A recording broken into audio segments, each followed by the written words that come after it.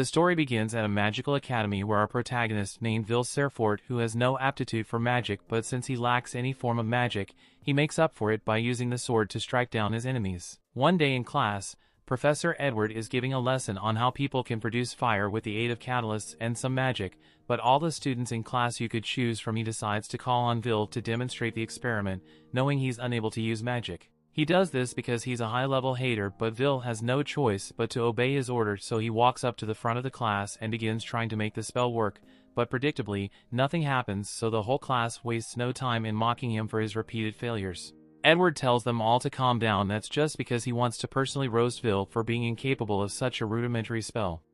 Vil excels at magical theory, but he has no magical talent whatsoever, so Edward despises him for thinking he can attend magic school without any magic. One student in his class casts the fire spell for his seat to ignite the catalyst in front of Will, and while Edward isn't concerned for Will's safety at all, it would still be bad for his record if his student burned to death, so he asked Shounen to refrain from doing reckless things like that in the future. Shounen apologizes and says he was just trying to help a little since Vil obviously isn't going to be able to do the demonstration, but with that said, Edward concludes the experiment and begins a speech about how magic is supreme in this world, so people who have no talent for have no right to exist in this magic academy, and all this is said while making direct eye contact with Will. After class, Vil feels exhausted from all the hate he was getting, but people love hating on him, so Shounen follows him out of class to continue messing with Will. Luckily, there is still some people who are on Vil's side as Colette comes running to his defense. Shounen asks why Colette is defending Vil when she's an honor student and Vil is half a point away from dropping out of school, but she says that doesn't matter since Vil is the nicest person she's ever met and he works much harder than any of them ever have. Shounen is stunned for a moment, but then he begins laughing since no matter how kind or hardworking Vil is, it won't change the fact that he can't use magic, and Vil is certainly never going to become Magia Vander without magic. Shounen and his friends leave Vil alone for now after that, so while locking together, Colette tells Vil not to be bothered by what Shounen and Professor Edward were saying since they just did it to humiliate him, and Vil says it's fine since he really isn't able to use magic, and besides, he considers himself lucky since their hating made a cute girl like Colette want to hang out with him. Colette gets embarrassed when he says this, so she tells Vil that flattery isn't going to make her want to go out with him, but Vil says he was just stating a fact since he thinks Colette is really cute. This gets Colette even more embarrassed and she nearly falls for Vil in the spot, so she pushes him away for a bit so she can think clearly and remain calm. She's technically a noble, so she can't let herself fall in love so easily. After regaining her composure, she looks over to Vil, but he is busy looking at the sky since it is especially beautiful today. Long ago, the people of this world lived in a constant shroud of darkness, in fear of the celestial host who ruled over them. However, that all changed when the 5 wizards against them joined forces to oppose the celestial and bring the light of the sky to everyone. These wizards tend to be known as the Magia Vander, and they are regarded as the epitome of magic, so no mages alive to date have ever been able to live up to the title. Colette wonders if the Ice Maiden Albizvina is washing over them right now, and Vil says he's sure she is because he knows for a fact that she is looking at them right now from her window at the top of the world. Back when Vil was younger, he had a childhood friend called Elfaria, and she would tell him all about the sun and moon she read about at Ser books. She was especially excited to see the sunset since it is supposedly really pretty, so she hoped they could become Magia Vanders together someday and see the sun together. Vil promised to become a Magia Vander with her, but while it may have just been a promise between children, Elfaria actually worked hard to make it happen, and soon enough, she had climbed to the top of the towers through all her hard work. In contrast, Vil had no talent at all to keep his promise, yet he is still trying his best to make it up the tower even if it is just a delusional dream. However, even with his rock-solid resolve, it doesn't stop him from crumbling like a cookie when he gets scolded. Vil asks Professor Werkner to calm down a bit, but Werkner is rightfully angry since Vil went into the dungeon again despite knowing how dangerous it was, and all the way down to the 7th floor too. He's worrying Vil will end up getting himself killed at this rate, so Vil begs him for forgiveness, but he also asks if he can get his extra credit now. Werkner is still mad at him for going into the dungeon alone, and Vil was able to return with proof that he killed an evil guard, so he is awarded with 2 points of extra credit. Vil celebrates with his pet while Werkner does the paperwork ready, but as he does so, he asks Vil if he still hasn't given up on becoming a Magia Vander. In order to become one, Vil would first need to advance to a higher institute, and to do that he would need a total of 7,200 credits. Normally students would accumulate these credits in subjects like writing, practice, and spell work, but since Vil can't use magic, he will never earn any credits from still work. Vil is already aware of this, which is why you wanted to make up for it by doing extra work in practice, but Werkner has already explained to him that it is practically impossible to earn enough credits to pass through practice alone. Vil realizes his chances are slim, but he still wants to hold on to hope that he can fulfill his promise of becoming a Magia Vander. Any case, Werkner tells Vil that Magia Vander is a long way off and may not even graduate he doesn't start earning more credits. Werkner heard that Vil failed to earn any credits during his last exam, so unless he wants to flunk, he has to earn an additional 4 credits by the end of the week. Vil was shocked because that means he only has 2 days left before the deadline, so if no other options left, he begins searching his notes in hopes of finding a monster he can kill that is worth 4 credits. He is really desperate to find something, so while Werkner doesn't want to encourage Vil to go into the dungeon, he tells him about a Baskerville monster on the 6th floor of the dungeon, and Vil hasn't submitted that one yet, so he could get the required credits from killing it. Vil runs up to Werkner to hug him as thanks for all the help he has offered him, but Werkner tells him not to cling so tightly because he could put his job on the line. Unfortunately, Shounen happened to be outside Werkner's office during a whole conversation, so he knows that Vil is planning to go into the dungeon to slay Baskerville and is a true hater. He plans to head down there to kill it first so Vil won't be able to get enough credits to remain in the school. A while later, Vil arrives on the 6th floor of the dungeon, and he's in a pretty good mood since he's fought at Baskerville before, so it should be an easy win for him. His pet doesn't think it's a good idea for Vil to go into this with so much confidence, but Vil says there's nothing for him to worry about since as long as he is careful about the Baskerville's flame breath he won't get burnt to a crisp like last time, but in order to find the Baskerville, he is depending on Kiki to sniff it out. Meanwhile, Shounen and his friends are on their heading-ask mission to ensure that Vil drops out of the academy. His friends are equally hating on Vil, so they plan to kill the Baskerville first, and after that, they'll beat up Vil to send a message. They are all on board with the plan, but one of his friends asks if it is really safe for them to be this deep in the dungeon when only 3 of them here, but Shounen takes offense to the question, saying he is more than enough to keep all of them safe. The others let it go since they don't want to make Shounen mad, so Shounen keeps walking while continuing to internally hate on Vil. Instead, opinions someone who wasn't able to use magic shouldn't even dare to speak of the Magia Vanders, so the very sight of Vil offends him. Once they've gotten deep into the dungeon, Shounen turns around to brief his friends on what they need to do, but a second later, one of his friends gets punched so hard that he slams into a wall, and there's no way that dude survived this. Shounen remains calm as he faces the monster, but the other guy starts freaking the hell out. Vil hears the shrieks of the guy and he instantly realizes that someone must be in trouble, so he rushes over to help. He can't believe there are other people this deep in the dungeon, but from the sound he just heard they can't be too far away. As Vil arrives at the site of all the screaming, and he hides behind a wall and spots someone desperately shooting fireballs at the monster while pissing their pants. But none of his attacks are having any effect. That monster is an evil sentinel, and from what Vil knows is worth 10 points. Vil has never seen one in person before because the sentinel's habitat should be deeper down in the dungeon, so it makes no sense why it would come up to the 6th floor.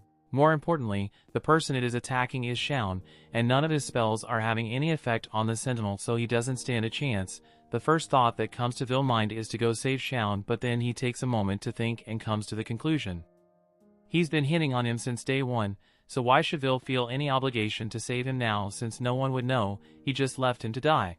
He's about to close his eyes and pretend he was never here, but then he has a flashback to a time with Elfaria, when she told him that she liked how kind and brave Vil was, which is why she gave him a pair of goggles as a gift.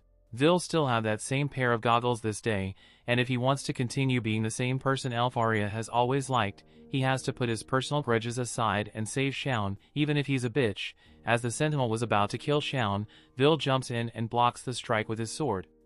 At the same time, back in the academy, Professor Edward comes running into Werkner's office to tell them that Shounen and his friends have all gone into the dungeon together without permission. He wants Werkner there to use his familiar to track them down before they get themselves killed, so Werkner grabs his bird and asks what for Shounen went to. Edward answers that they should be on the 6th floor, and as soon as Werkner hears that, he is relieved since that means Vil is with them, and as long as he is there he can handle any monster that attacks. He uses his crystal ball to show Edward what Vil is doing right now, and he's going toe-to-toe with the sentinel, and he is absolutely blitzing it.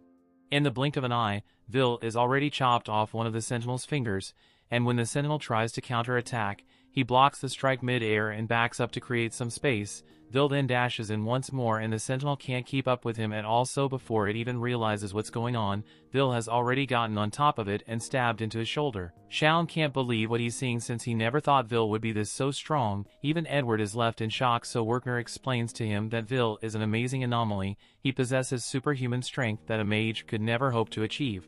He has a body that's more durable than a Nokia phone and unbelievably accurate observational skills that allow him to grasp an enemy's strategy and form countermeasures for it after being attacked once, so as the sentinel tries to slash Vil again, he's able to perfectly predict the attack and dodge, while also slicing off the sentinel's arm in the process. Vil may not be able to use magic, however. He is more than capable of making up for it with his sword.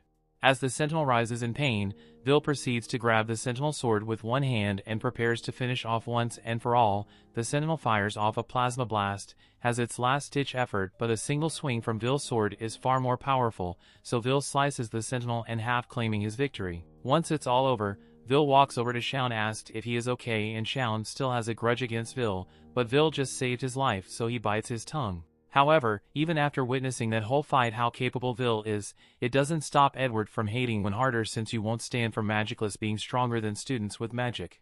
Edward leaves Werner's office in a rage, and while Werner is proud of Vil for saving Shounen, he is still mad at him for putting himself in danger. However, once again he managed to defeat the monsters, so Werner awards Vil with 10 points for killing the sentinel. The story continues. We see 5 years ago, Vil was the laughingstock of the whole school due to his lack of magic, and apparently the only reason he was allowed to enroll here in the first place was because he was friends with Elfaria, but since she had already become a Magia Vander at the time, there was no reason for the school to pretend to be nice to him anymore. Vil has had to endure all the ridicule this entire time, but hasn't stopped him from working hard to graduate regardless. Werner accompanied Vil to be evaluated by the headmistress, and she obviously had her doubts about whether Vil was cut out for the school or not, but once she hands him a sword and begins to test, Vil is able to counter each and every one of her fire spells within a fraction of a second. She's so impressed that she says Vil is allowed to stay at the school, and Werner's if it's surprised since he didn't think it would be this easy to convince her. It is true that Vil doesn't have any magic, but more importantly she thinks it'll be fun to have someone like Vil around. Vil asks the headmistress if he can be by Elfaria's side again if he becomes strong enough, and she tells him that he will have to work really hard and remain unfazed by the challenges along the way,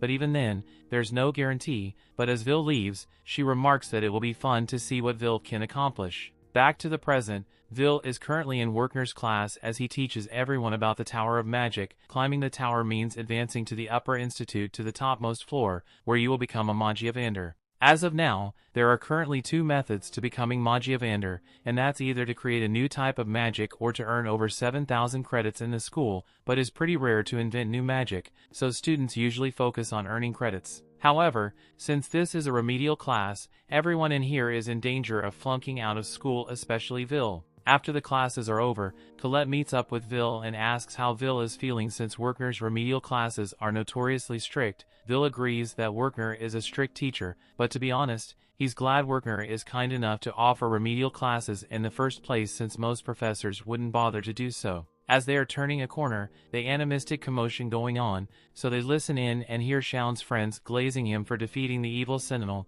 You will question how he survived, but somehow by the time he woke up the only thing Moore saw was Shounen and a defeated evil sentinel, meaning Shounen had to have defeated it. Everyone believes Shounen is amazing for being able to kill a monster as powerful as an evil sentinel, but deep down, Shounen knows he's a fraud, since the one who actually defeated it was Vil. Just then he notices Vil walking by and he takes that as a personal insult, so he goes to Vil and starts picking a fight with him again. However, it's a lot harder for him to see Vil as inferior when he knows Vil could easily one-shot him right now. He's just choosing not to. He lets go Vil's jacket and begins walking away without saying a word. So once Shounen is gone, Colette asks Vil if something happened between the two of them, and something definitely happened. At the same time, Edward has just barged into Headmistress Cauldron's office and is demanding that Vil be expelled immediately. Cauldron asks why Edward suddenly wants to expel Vil out of the blue. He's already in his 6th and final year at the academy, so they can't just expel him without a reason. Edward tries to argue that Vil can't be allowed to stay at this school since he's a warrior not a mage,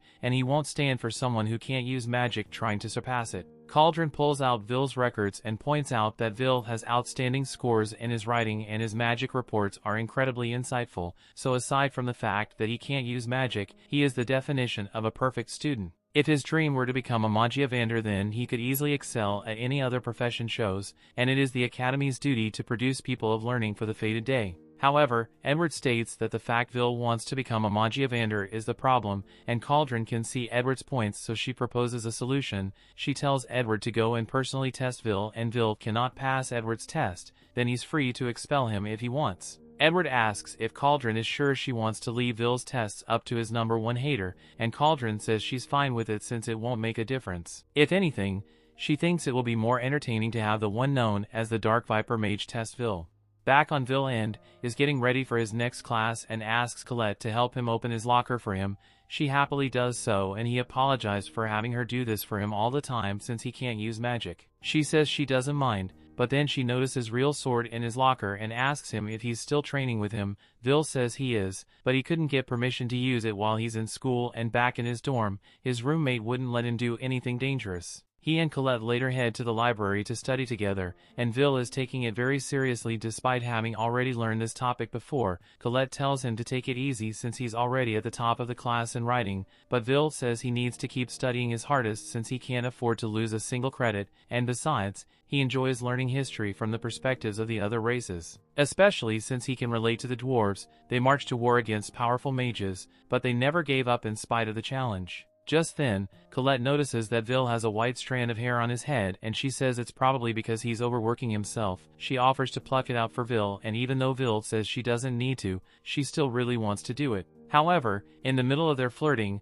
Edward shows up behind Vil and tells him to come to the spell hall alone, because there is something he needs to do. A little while later, Vil arrives at the spell hall and Edward says that he will be offering Vil a special remedial class, so he should be grateful for it. Vil can't believe Edward would offer him a remedial class, but that still shows that he has no good intentions. He wants to see what Vil can really do, so he fires a warning shot to let Vil know that this is seriously tells him, and if he's able to successfully land a blow, then Edward will award him 5 spell work credits. Otherwise, if he fails, he will immediately be expelled. He also tells Vil that he's not allowed to refuse this test either, so he begins casting his spells takes Vil out. Meanwhile, Werkner has just been summoned to Cauldron's office, and she apologized for calling him here on such short notice, but she thought Werkner should be informed of what Edward is doing. She casts a spell to show him the test Edward is giving Vil, and she forbids Werkner from interfering for any reason. She believes it's only fair that Edward gets to have this request granted since Werkner got the same when he asked to watch over Vil.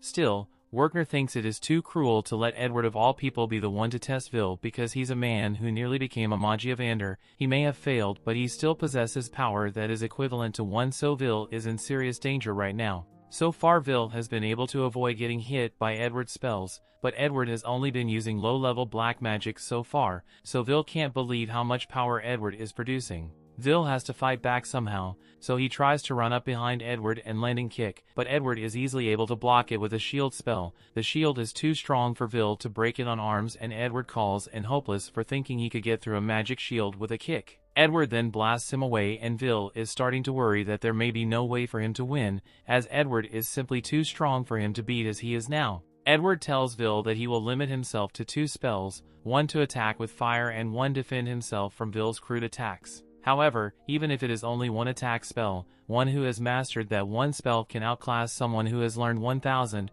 Edward is simultaneously casting his fire spell, and Vil knows it will be bad news for him if he gets hit with that, so he starts running away, but Edward is still able to blast him regardless, and you can tell Edward is enjoying this because he looks like he's conducting a symphony of Vil's screams. Vil eventually falls to the ground, and he realizes there's no way for him to beat Edward like this, but if he had his sword, he could at least hold his ground against Edward. Outside the spell hall, Colette has been putting her things away in her locker, and she is really worried about Vil since Edward asking Vil to come alone for remedial classes couldn't have been a good sign. All of a sudden, Kiki came running up into the room, covered in Vil blood, and she was trying to get the Vil sword in his locker, so Colette realizes that something bad really happened to Vil and opens his locker, so they can go give him his sword. As Vil is lying on the ground, Edward is slowly walking towards him while saying that Vil could never hope to become a Magia Vander if he can't surpass him here. Magic has always reigned supreme even in the past. When dwarves went to war with images against an army of 10,000 dwarves, all it took was one mage to annihilate them all. The sword is never going to compare to the wand, but even if the odds are insurmountable, Vil still wants to become a Magia Vander, and he will do whatever it takes to achieve it. Edward can't understand why Vil would go to such lengths to become one, so he asks if Vil has some sort of noble goal that he wants to accomplish, so Vil tells him that he wants to be by the side of the girls he loves, but Edward thinks that's a stupid reason. It may seem ridiculous to Edward, but Vil made a promise to Elfaria, and no matter what it takes, he wants to be able to watch the sunset with her. Just then Coletta arrives at the spell hall and throws Vil's sword to him, and now that he's finally armed, Vil is able to counter Edward's fire spell. Edward is shocked that Vil was able to cut through the spell, but he realized this because Vil's sword is special. Even so, he still intends to prove that Vil is no match for a mage. Vil is terrified of Edward's flames, and if possible, he would have run away from this fight a long time ago, but facing Edward is the only way for Vil to move forward, so he charges at Edward while dodging all his attacks, and since he's finally close enough, he slices through Edward's barrier and successfully scratches Edward's cheek. Edward is forced to admit that Vil has passed the test, so he awards him his 5 credits and walks away. Vil collapses to the ground out of exhaustion, and Colette runs up to congratulate him on his victory, but he's totally passed out. Cauldron praises Vil's performance, and Werkner says his strategy of diving into the attack to close the distance and attack from a blind spot was brilliant, and what's even more impressive is that the sword strike was powerful enough to surpass Edward's shield, so Vil may have what it takes to become a Magia Vander after all. The story continues. In a flashback, we see the time Elfaria gifted Vil's a pair of goggles, and immediately after doing so she had to say goodbye since she was going to the top of the tower. However, as she was walking away, Vil called out to Elfaria and swore to her that he would find a way to climb the tower as well so they can be together, even if the odds are against him and he can't use magic. Vil swears that he will keep his promise and see the sunset with her someday. Elfaria was moved by Vil's speech, so she turned around with tears in her eyes and said she would wait for him as long as it takes, and as Elfaria finally left, Vil vowed that this would be the last time he ever cries or acts pathetic again. Back to the present, Vil is currently busy with his paper deliveries since he's got to work a lot of jobs to pay for his tuition. Well, on his usual route, he happens to run into Donnan and he greets him warmly, wishing Vil luck on his delivery route. He also says he will be visiting the tavern later today, so Vil tells him he will be waiting for him. As Vil runs off to finish off his deliveries, he ends up tripping on some steps and spilling the newspapers all over the place, but that is not a problem since with his speed, he's easily able to pick all the papers out of the air and avoid falling over. He happened to miss on newspaper, so he walks over to pick it up, but as he does so, he notices an article about Elfaria and how she's created yet another type of original magic. She's the first person to create 12 different original magic spells, and Vil is happy to see that she's still working hard up there, so she's going to work hard here as well. He's about to get moving again, but then he notices that there's another section in the article that says Elfaria has personally passed a request to the academy, and he totally freaks out over it. He immediately runs over to his dorm room and begins asking his roommate Rosti if he can help him make a magic item on short notice. Rosti asks what the huge rush is, so Vil tells him about the request Elfaria put in and he wants to be the one to handle it. He doesn't have any lessons today, so he's free to prioritize the requests and starts getting dressed. The job is to gather Frostwalker Ice cores since she apparently needs a lot of magic capitalists and all participating students are going to be compensated accordingly, so Vil just needs Rosti's magic items to help him. Rosti jokes that Vil is really straightforward his request, but he has no reason to refuse, so he hands Vil his new improved magic items, which Vil is very thankful for. Down on the 4th floor of the dungeon, Vil has just arrived to begin gathering ice cores, but there are already a ton of students here to do the same thing. Still, Vil expected as much since Elfaria is famous, so he is going to give it his all. However, just as he is about to start, a huge explosion rings out in the cave and it looks like it was caused by Shounen, who just blew up a bunch of Frostwalkers. His friends praise him for his display of skill, but internally, Shounen is agonizing over the fact that he is still nowhere near the level of strength Vil showcased that day. Vil sees Shounen. He is honestly impressed by the magic power he used, although he seems really angry about something. In any case, with all these students here, Vil will never get the chance to play any Frostwalkers. Of his only choice is to go deeper into the dungeon floor. As Vil descends, he ends up seeing a girl in danger, so he leaps into action and moments later, All 3 monsters have been sliced in half. The girl is shocked by what she just witnessed since this is the first time she's seen a magic student use the sword to fight. Vil asked her if she's alright, and after the initial shock has worn off, she says she's fine and introduces herself as Iris. We cut to a lecture with Werkner where he is talking about the great achievement of creating new magic. It is an accomplishment so grand that it warrants unconditional advancement up to the top of the magic tower, and new magic is usually named after the person who created it, or from words associated with them. For example, the dark magic spell Dax Darbicans that Edward used his name after a maze from ancient times called Fire Watchman Darbicans. So if any one of the students here manages to create new magic, they will be carving their names into history forever. A student raises their hand and asks Werkner if this means Elfaria is an amazing mage, and without a doubt Werkner believes that Elfaria is unbelievably good. Her magecraft is unheard of for a single mage to create 12 original spells by themselves, so in all the annals of his Troy she's one of the greatest mages to ever live. After hearing about Elfaria's accomplishments, Colette has to admit that she's every bit as amazing as Vil said she was, but her friend Rose starts teasing her from being jealous of Elfaria because she's in love with Vil. Colette gets embarrassed and yells at Rose for saying such ridiculous things, but that causes a disturbance in class, so Werkner turns around and tells her to sit down and be quiet. Meanwhile, down in the dungeon, Vil and Iris are walking along a passage, and after Vil had introduced himself to her, she recalls hearing about him since she was told about an upperclassman who couldn't use magic, nicknamed the Unprecedented No Talent. Vil is shocked to hear that people actually call him that, but he also notices that Iris referred to him an upperclassman, so she explains that she's only 14, meaning she's 2 years below Vil right now. That makes her 4th-year student. But Vil has something that he's curious about, so he asks her if she doesn't feel any disdain towards him due to his lax magic, but Iris doesn't see why she should dislike Vil for something like that, especially when he saved her a few minutes ago. Even if he can't use magic, she's a heartful respect for people who have their own special talents. Vil gets a bit flustered, so he changes the subject and asks Iris if she's here because of Elfaria's request, and Iris confirms it,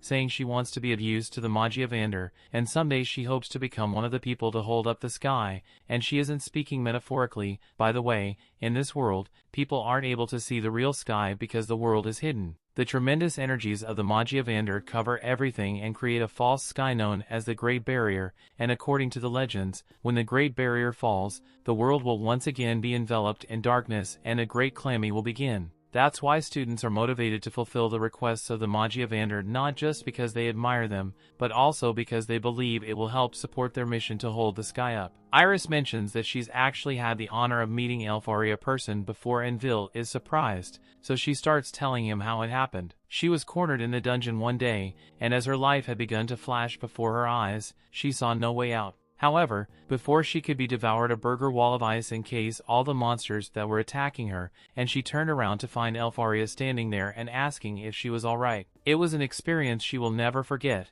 which is why she wants to do everything that she can help Elfaria. However, she knows she can to get the Frostwalker course. She hasn't been able to find a single one, and her search spell isn't picking up anything either, so she assumed that other students must have defeated them all. But Vil doesn't think that's the case. He shows Iris an ice fragment that Frostwalkers leave behind when they move, and it's normally supposed to be around millimeter, but this one is huge. That can only mean that there must be a powerful Frostwalker nearby, probably somewhere that Iris's search spell can't detect. Iris asked Vil how he could possibly know all this when he can't use magic, so he explains that he studies magic because he thinks it is amazing, but it's not almighty. Especially down the side of place like the dungeon, so he who lacks magic has to use all his knowledge, wisdom, and experience to make up for it. Iris asks what Vil means by experience, and seeing as they are standing in a large open room, Vil's experience tells him that there is about to be a boss battle. As the Frostwalker tries to seek attack them, Vil dashes forward to get Iris safety, and as she finally realizes what's going on, she identifies the monster as a Frost Rex. A Frost Rex is the highest form of Frostwalker, and it's worth 6 credits on its own, so it's basically the special boss monster of the 4th floor. The Frost Rex fires an ice laser towards them, so Vil jumps out of the way to avoid being frozen to death. He says Iris down and asks her to stay back while he handles the Frost Rex, but Iris warns him that physical attacks won't work against the Rex, as anything it touches will instantly be frozen. For that reason, close combat has been completely ruled out as an option, and it is generally believed that the only way to deal with it is with long-range magic attacks, but Vil isn't worried as he has a plan in mind to deal with the Rex. As it begins charging up another laser blast, Vil prepares the magic item he got from Rosti and charges forward at it. He evades the ice beam and lands behind the Rex before sliding underneath. The Rex can't keep track of Vil, so it begins firing in random directions, and while it's not paying attention, Vil uses the magic item to latch onto its body before dashing around the road to entangle it. Before long he has completely ensnared the Rex in wires, and Vil states that the main weaknesses of Frost Rex are fire magic and explosive attacks. So as the Frost Rex is about to fire another blast at him, Vil activates the magic item and causes the wire to ignite, leave all the way back to the bombs that were attacked to the hook and causing a huge explosion. The Frost Rex is reduced to a pile of rubble, so Vil retracts the tool and makes a mental note to thank Rosti for his help later. Iris is stunned at what she just saw, but then her true personality comes out and she remarks that Vil is far stronger than the rumors had led her to believe. She wonders how she should report her findings, but while she's thinking, Vil gets her attention and tells her they got on really good ice course so they can head back now, and Iris smiles in agreement to maintain her persona and avoid suspicion. A while later, Iris heads to the Wizard Tower, and as she's walking along the halls and taking off her disguise, she goes over what she learned from following Vil. He truly can't use magic, but he compensates for it in creative ways. That, along with his insane battle sense and experience, means that while he's not qualified to be a mage, he is an incredibly talented warrior. As she reaches the end of the hallway, she walks up to a huge door and opens it to meet with the Magia Vanders. She asks them for a moment of their time and apologizes if she is interrupting something important, but Carriot tells her that there's no need to apologize since they were just having a boring meeting for the sake of it, but the situation is still dire since if the sky barrier were to be breached now, the world would certainly be destroyed. The celestial host has been watching them from beyond the sky would overwhelm them instantly with the number of mages they have now, so they need to hurry and find more promising mages to aid the fight to come on that fated day, otherwise the calamity and the lore will come to pass, and they can't allow that to happen. They ask Iris have her observation mission when and if she happened to find anyone useful, and she confirms that she managed to find a promising person who could be useful to their cause. The no talent who can't use magic, Vil Serfort, and she recommends that he be inducted into the tower. Carriot and Eleanor are against the idea, but Zio thinks it could be fun, while Elfaria chooses to reserve her opinion on the matter. Zio honestly doesn't care who it is as long as they are useful, but Eleanor thinks it would be crazy to bring a magicless person here. They're about to start a fight over it, but Carriot calms them down and says they don't need to make a decision now as the Grand Magic Festival will be occurring soon, and they can just use those results to decide. The usual ones will naturally end up in the top positions, so Vil doesn't make it that he wasn't cut out for the tower. With that, they called the meeting to a close and all teleport themselves out, and with Elfaria being the only one left, she's happy to know Vil is still trying to keep his promise, so she says she will be waiting for him as long as it takes.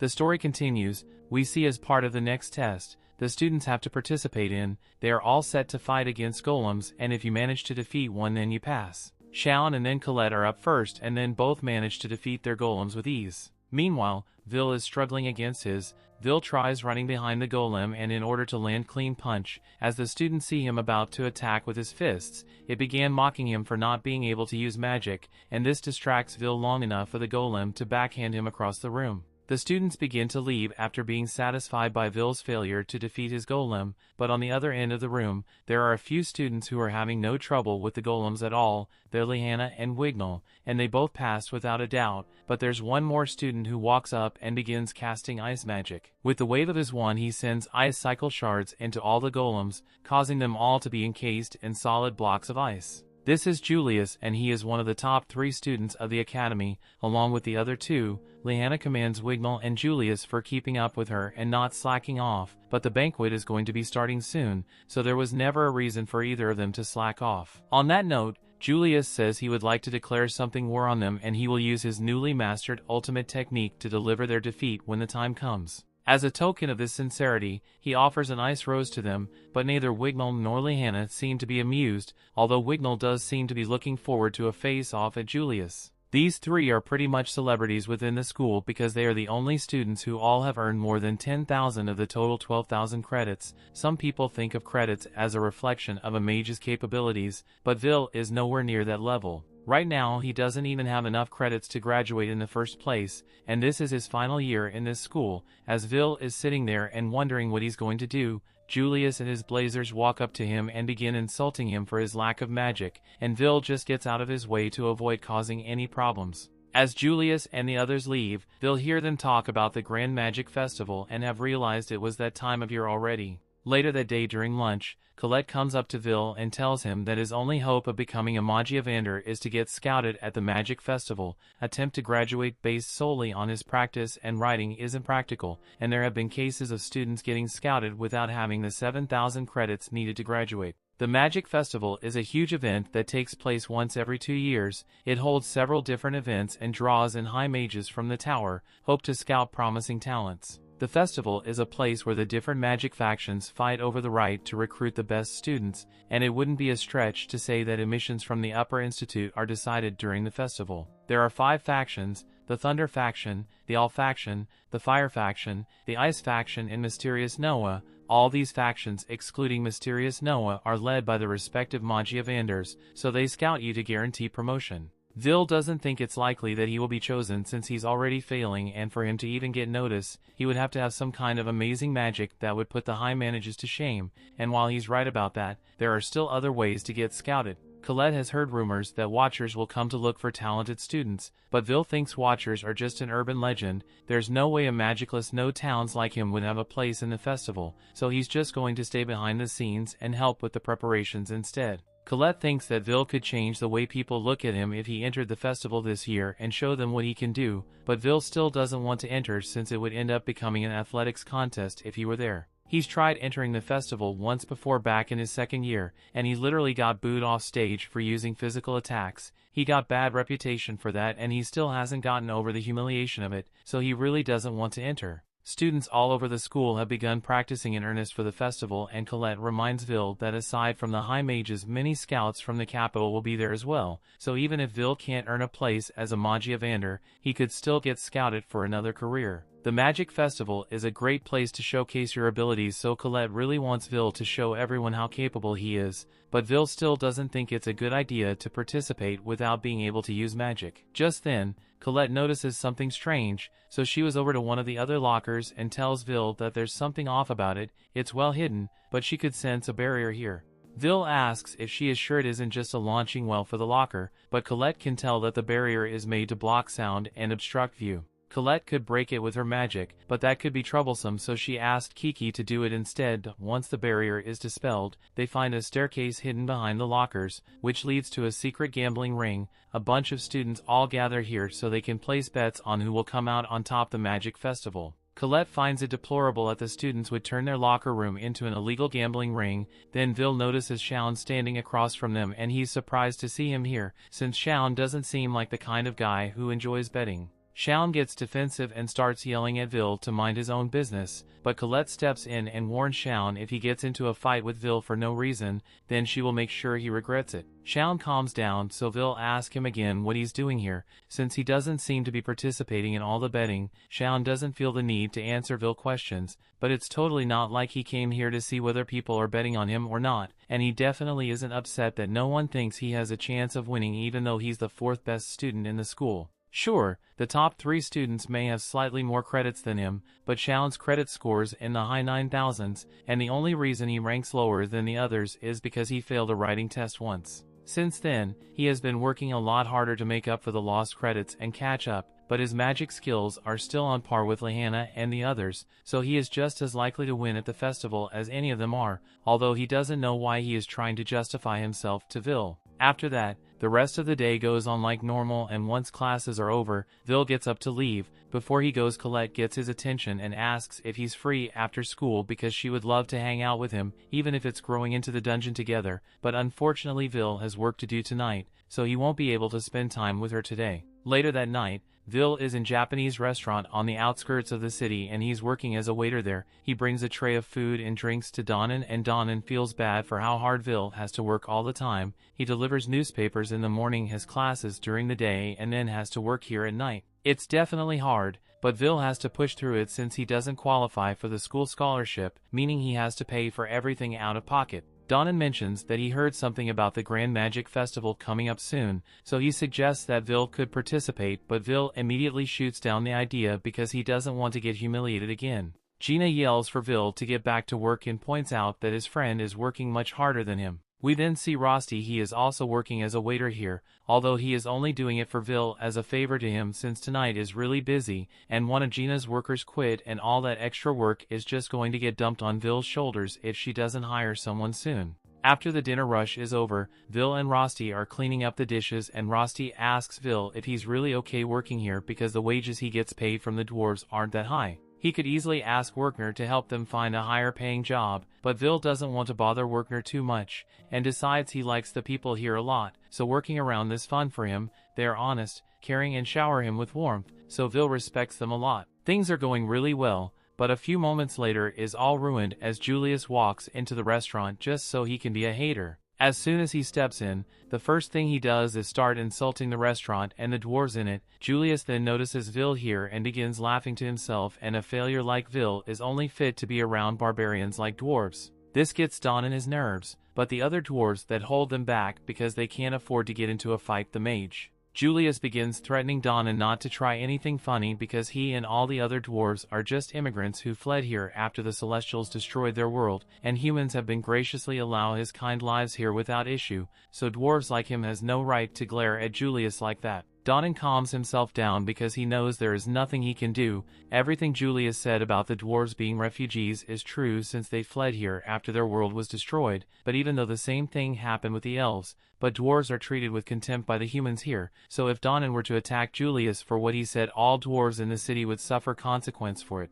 That's just the way the world works here, but Vil can't stand for such injustice. He decides that today is going to be his last day working here. And since he is no longer employed at this establishment, Vil is free to do whatever the hell he wants without Gina having to face any consequences, and the first thing he does is go to Julius's table and tell him to take back what he just said about the dwarves. Dwarves are hard workers who made the best out of the harsh conditions they were given and thrived, so Julius has no right to call them barbarians. However, Julius couldn't care less about the dwarves or their struggles, so he kicks his plate of food at Vil and his two groupies get up ready to beat Vil up. However, they fail to realize that a plate of food being thrown in one counts as assault, so anything Vil does from herein can be classified as self-defense, and Vil immediately grabs the two boys by the shirt and gives them first-hand knowledge of what the four tastes like. Julius gets slashed in the process, and it's been a long time since he has suffered such humiliation, so he's going to make Vil pay for what he has done. The room begins to freeze over as Julius takes out his wand and begins to attack Vil. Vil jumps back to invade Julius's ice strikes, but he doesn't have his sword and is in an enclosed space, so eventually, Julius manages to trap him with ice and pin Vil to the wall. He then walks up to him and is about to freeze Vil's solids, so Rosti is about ready to step in and save Vil, but before he freezes Vil he looks into those eyes hoping to see him beg for his life, but Vil's eyes showed no sign of fear, so Julius decides on a change of plans.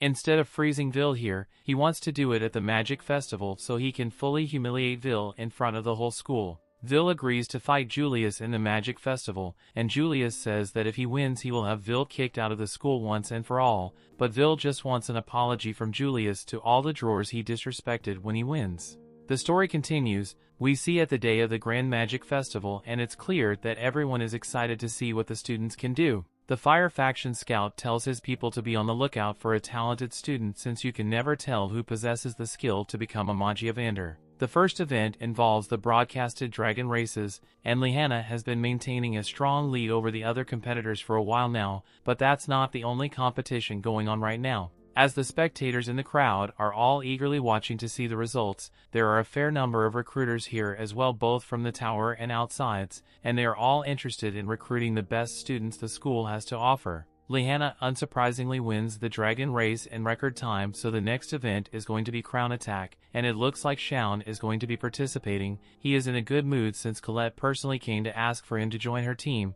She must have finally realized how exceptional Shounen is and wants to work alongside him instead of Will, but as he opens the door to the training room, he is shocked to find Will there as well. Colette clarifies that she was inviting him to join a team with her and Will, because Will needs a team with a total number of credits equal to 21,000 in order to compete in the Crown Attack, and since his credits are so low, the only person should be asked to fill up the final spot with Shounen. Will apologizes for getting Shounen dragged into his problems, but Shounen sees no reason why he should help Will. In the first place, why would Will suddenly want to enter an upper-level event like Crown Attack? But while Shounen is yelling at Will locks eyes with Julius, and Shounen realizes that Julius is the only one Will is focusing on. Colette explains that something happened between Julius and Will suddenly decided that he would participate in the crown attack event no matter what it takes. Shounen is enraged that Will is ignoring him because he still hasn't gotten over how inferior he felt when Will saved him in the dungeon. As the next event is about to begin, the commentator Mike introduces himself, and as his co-commentator Edward is there as well, although Mike doesn't like it since Edward is the most hated professor in the school due to how strict and scary he is.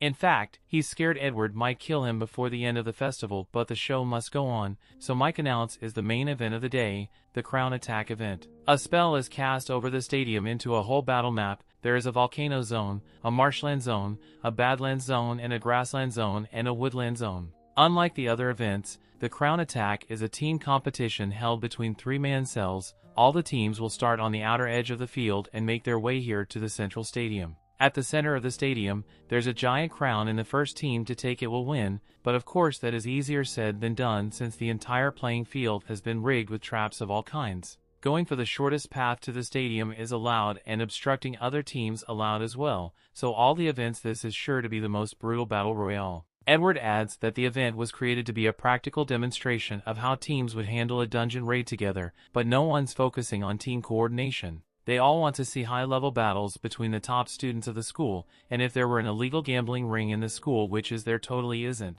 Wignall team is the most popular all the teams, and unsurprisingly on the opposite end of the gambling pool, the team that has the least popularity is the one led by Will. The students begin laughing at Will for daring to think that he could participate in an event like the crown attack, but Will isn't going to lose confidence this time. As the participants for the event are all heading to their designated start locations, Werkner is shocked when he sees that Will intends to compete as well. He tries talking Will out of it, but Will's mind has already made up from the start, so nothing Werkner says can stop him. He apologizes for not listening to Werkner, but even if it makes him the laughingstock in the school, this is one competition and he wants to win by all means. Will then walks away and Werkner accepts that he isn't going to be able to talk Will out of this, but he reminds Will that he was warned about the risk involved, so if things turn out badly for him, he has no one to blame but himself. With all the students in position, the crime attack event can officially begin. The students rush forward and Julius's team is the first to run into some of the traps that were laid out on the battlefield.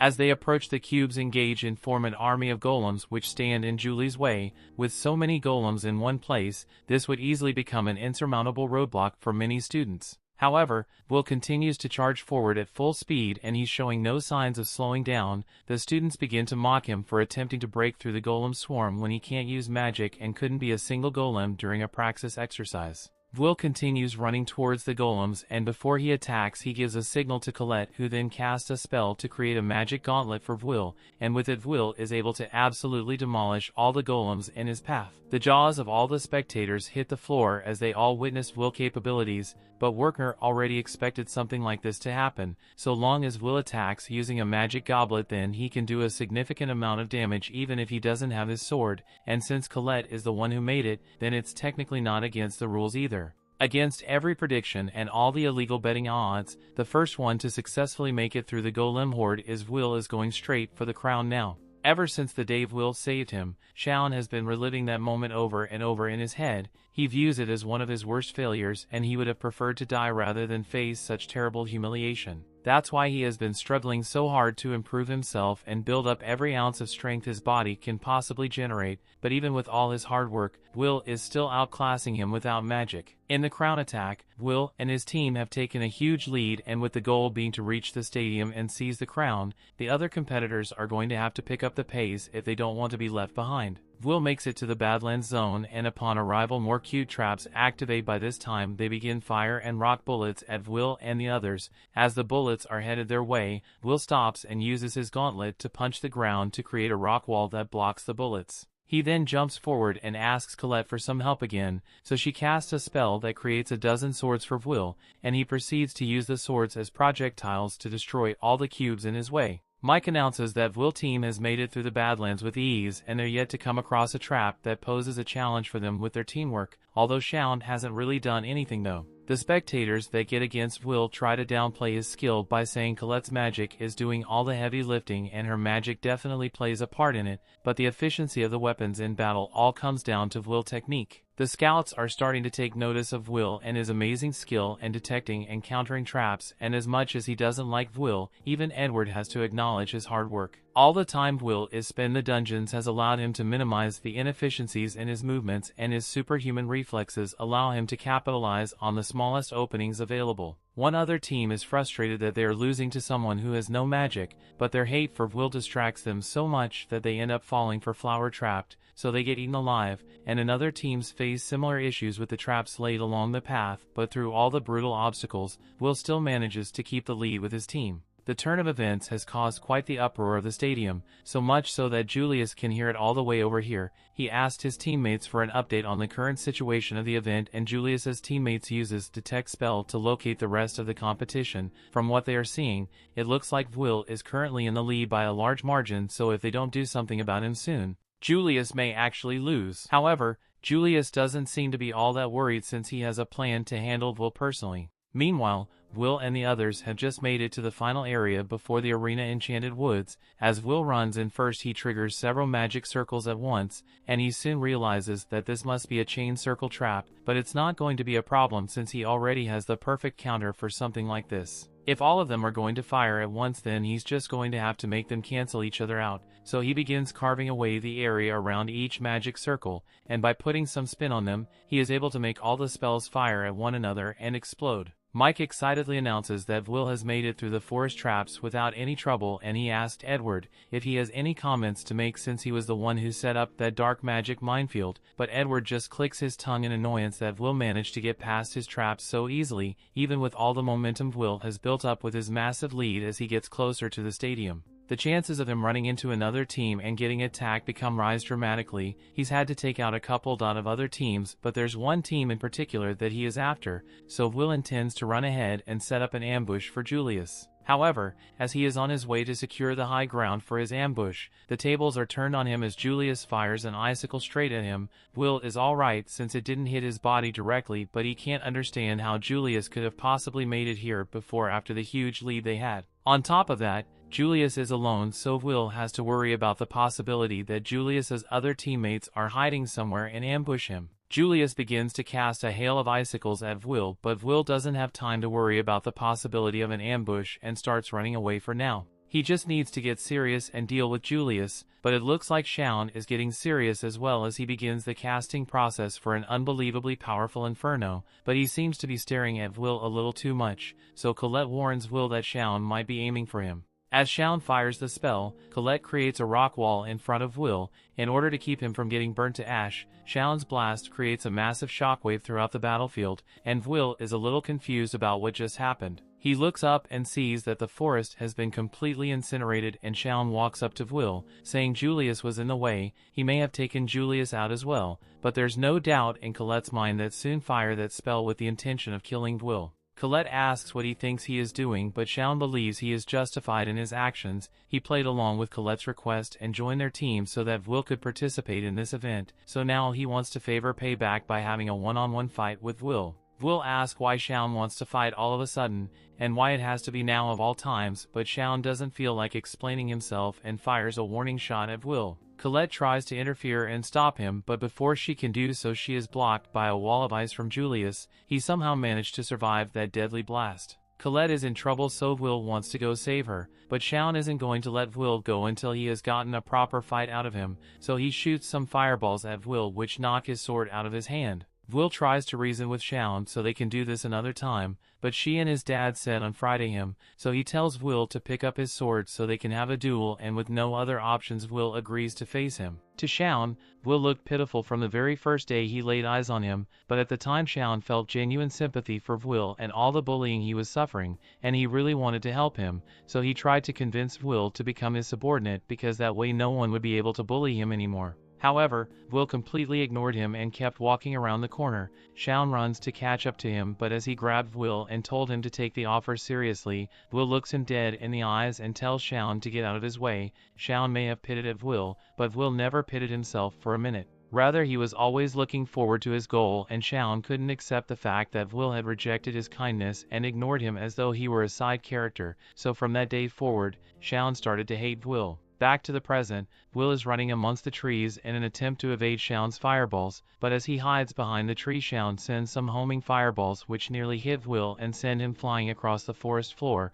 B catches himself with his sword, but Shaun sends another flame attack in his direction, so Will is forced to use the sword to deflect it. And while he's distracted, Shaun catches him off guard with a fire whip which swings him around the forest, while eventually manages to cut himself free, but Shaun is right there to attack him with a devastating explosion spell. Luckily, Will diplexers well, but it's starting to get on Shaun's nerves that Will is doing nothing but evading when they are meant to be having an all-out fight. Will responds by saying he doesn't want to have to fight with Shaun here. The only reason he joined this competition in the first place was to get justice for Donan and the other dwarves, so he doesn't have time to waste on a pointless fight with Shaun right now. Shaun is enraged that Will still isn't taking him seriously even in a situation like this, so he threatens to burn Will to ash if he doesn't start treating this like a serious fight. The crowd is shocked to see Shaun fighting Will when they are supposed to be on the same team, since something like this has never happened before. Mike asks Edward for his opinion on the matter, and Edward says it's disgraceful for students in the same team to be fighting amongst themselves, and given that the objective of the competition is teamwork, Will's team is sure to lose points with the scouts, but at the same time he seems really pleased that Shaun is messing up Will's chances of winning this event. Everyone in the crowd is shocked that Shaun would be short-sighted enough to attack his own teammate because of a personal grudge, and the scouts are definitely taking note of this behavior pattern. Rosti is worried about Will's safety, but he also can't help but feel intrigued to find out what's going to happen next anyway. As he is watching the anticipation, Iris approaches him and asks if she can sit next to him. Rosti seems to recognize her, so he says he's fine with her sitting next to him. So Iris takes a seat and immediately begins cheering for Will. Rosti is surprised she would go out of her way to support Will since she always looked like a mean person to him, and Iris admits that this out of character for her, but after she was introduced to Weil, she couldn't help but feel captivated by him. Rosti can understand the feeling, but he's starting to get jealous that Volil is so popular with the ladies and even Shaun as well, since he is technically fighting because Will never gave him any attention. Naturally, Rosti loves Will most out of anyone since he is Will's roommate, like he could say the same about Colette since she has always been by Will's side no matter what. Even now that she's being attacked by Julius, the only thing on her mind is how she can get Shaun to stop fighting Will so he doesn't lose this competition. However, she won't be able to do anything about Shaun and Will's fight while Julius is here. Julius mocks Colette for running away from him this entire time when she's known as the Earth Princess for her skills, but Colette never liked that title, so she threatens to make him regret it if he calls her Earth Princess again. Surely, he sends more icicles after Colette, so Colette uses earth magic to create a wall in front of herself and stop the ice. However, Julius wasn't aiming at her alone, as one of the icicles hits the ground and activates one of Edward's traps, so before she can react she is caught in a massive energy blast. While that is going on, the spectators begin noticing something off about Julius, and it's the fact that he is on every screen at the same time. Somehow Julius is fighting every student involved in this competition at the same time, but the method he is using remains an absolute mystery. Julius also challenges Wignall's team, and Wignall is fine with the added challenge of facing Julius, but before they begin, he says he wants to return the ice flower that Julius gave him. With a wave of his wand, Wignall makes Julie's ice flower appear in the sky, and this distracts Julius long enough for Wignall to create a magic circle beneath his feet and obliterate Julius in an instant. While the others are confused, Wignall recognizes that this is what Julius meant when he said he would win with his trump card, and he has to admit, a Magia Vander level spells is quite impressive. Mike isn't sure what exactly happened there, but Wignall has just defeated Julius, who suddenly appeared right in front of him, and coincidentally Mike bet all his money on Wignall, so he's really hyped to see him performing well. Meanwhile, from above the stadium, two elf girls from the elf faction are watching the festival. Lafia asks Philvis what she thinks of the students at the academy, and the only thing Philvis can say is that they're doing about as well as she had expected them to do. The general opinion regarding the competition is that either Julius or Wignall is going to win, and that Will might have had a chance if only Shaun hadn't done this, but his friends know that this is way out of character for him, so they're wondering what could have made him act so rashly.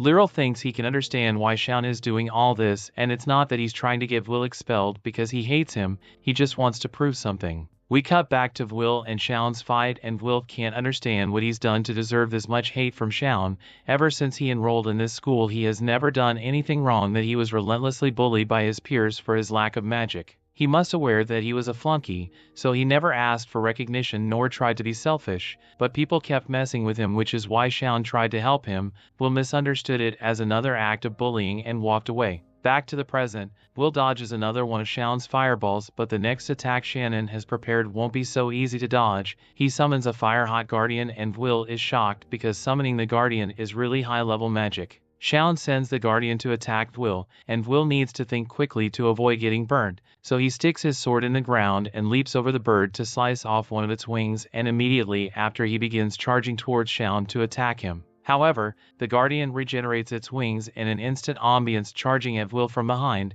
so Will now has his attention divided between handling Shounen, who is attacking from the front, and defending against the guardian from behind. He makes its split-second decision, jumping out of the way of the guardian's attack and moving to sword to his other hand, so he can block Shounen's attack, but Will is still struggling to hold his ground against Shounen's flames. He eventually deflects the fireball, has left both him and Shounen winded. Back at the stadium, Edward is in shock at the level of skill Shounen just displayed because it is far above the level a student should be capable of. Not only was he able to use such a powerful fire spell at the start of the fight, but he can also flawlessly summon a guardian to aid him in battle. The scouts had realized that Shounen possessed such precise control over his magic, and it didn't line up with the reports they received about him, since all of his records saying that he was a decent magic student, but not outstanding as to be labeled as one of the school's top talents. However, something must have happened recently to make him improve this much. They'll need to prepare a new report for Carriot, since it looks like they found their latest scouting candidate. Will also realizes that Shounen has gotten a lot stronger than he used to be, but begins to yell at Will because he knows Will is still holding back against him.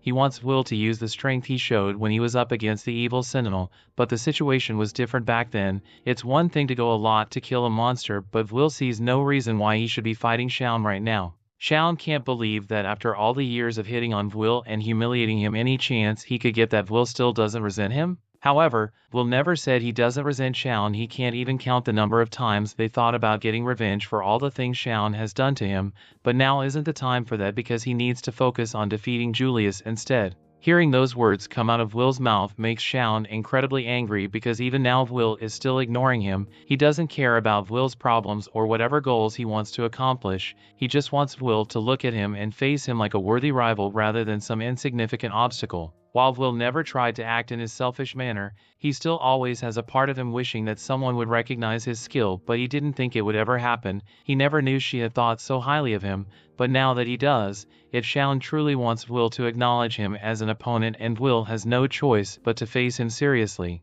Shounen is happy to see that Will is finally taking him seriously, so he begins casting another spell. Will realizes that if he tries to attack now, then the Guardian is sure to intercept him, so he decides to wait for the moment when Shounen casts his spell to counter-attack. As Shounen finishes his spell incantation, he orders his Guardian to attack while he simultaneously casts a wide-range annihilation spell. This simultaneous attack would normally be unavoidable. However, Will already saw the trajectories of all the fireballs, so he dashes forward and skillfully runs in between the gaps and the attacks. He then leaps into the air and destroys the core of the Guardian, and with no more obstacles in his way, he charges straight for Shounen to take him out. Shounen expects it as much from Will, but he isn't out of defensive measures yet as he casts a last-minute fireball at Will. However, before the two could clash, Colette created a giant rock wall in between them. Both Will and Shounen weren't expecting this, and they fall to the ground, and as they look over, they see smoking mad Colette, who has had most of her clothes burned off. Will asks Colette what happened to Julius, so she answers that she bit into poop, but then he turned into ice and disappeared. Shounen is confused where she says Julius disappeared, but then he realizes something even more shocking. Colette's clothes are almost entirely burned off. He tells her she's showing way too much skin for a noble lady, but she reminds Shounen that it was his flames that did this to her clothes in the first place. She then tells Will and should go on ahead without them since he needs to catch up to Julius before he captures the crown. Shounen tries to argue that he hasn't finished his duel with Will yet, but she shuts him down and says it is really important that Will beats Julius here, and this was pretty much his only chance to show the tower how capable he truly is, but Shounen had to go and ruin it. Will stops her and thanks her for being worried about him, but he can still make it in time. He apologizes to Shounen and tells him they can complete their duel another time, but Shounen still wanted to settle a fight today. Back at the stadium, The first team to arrive is Julius's team, and it looks like nothing can stop them now, but right outside the stadium, Will is running in at full speed, and just before Julius's team can claim the crown, he crash lands in the middle of the arena and tells Julius that it's time to settle this. Up the wizard tower, Elfaria seems to be enjoying the peaceful day, but she's really just fast asleep. Sarisa the maid witches tells Elfaria would take her job as Magia Vander more seriously because she's always just staring at the world below. Sarisa has her look over the potential candidates that the scouts are recommending, and she points out one that they consider to be the Ice faction's best candidate. It's Julius, and he's causing quite a stir at the festival. Sarisa even thinks that he might become Elfaria's successor. Elfaria takes a look at the report and agrees that he could become her successor if everything stays the way it is. Back at the festival, the match reaches its climax as someone just needs to grab the crown. Julius is glad that Will was able to make it to the end because he wouldn't have been satisfied if he won without humiliating him first. Will tells him not to worry because until Julius apologizes for the dwarves, he has no intentions of backing down. Julius called Will a mouse that he's going to toy with, and he covers the arena in a cold mist. Will assumed that Julius is using the smokescreen to attack, but he quickly realizes that Julius and his team have surrounded him.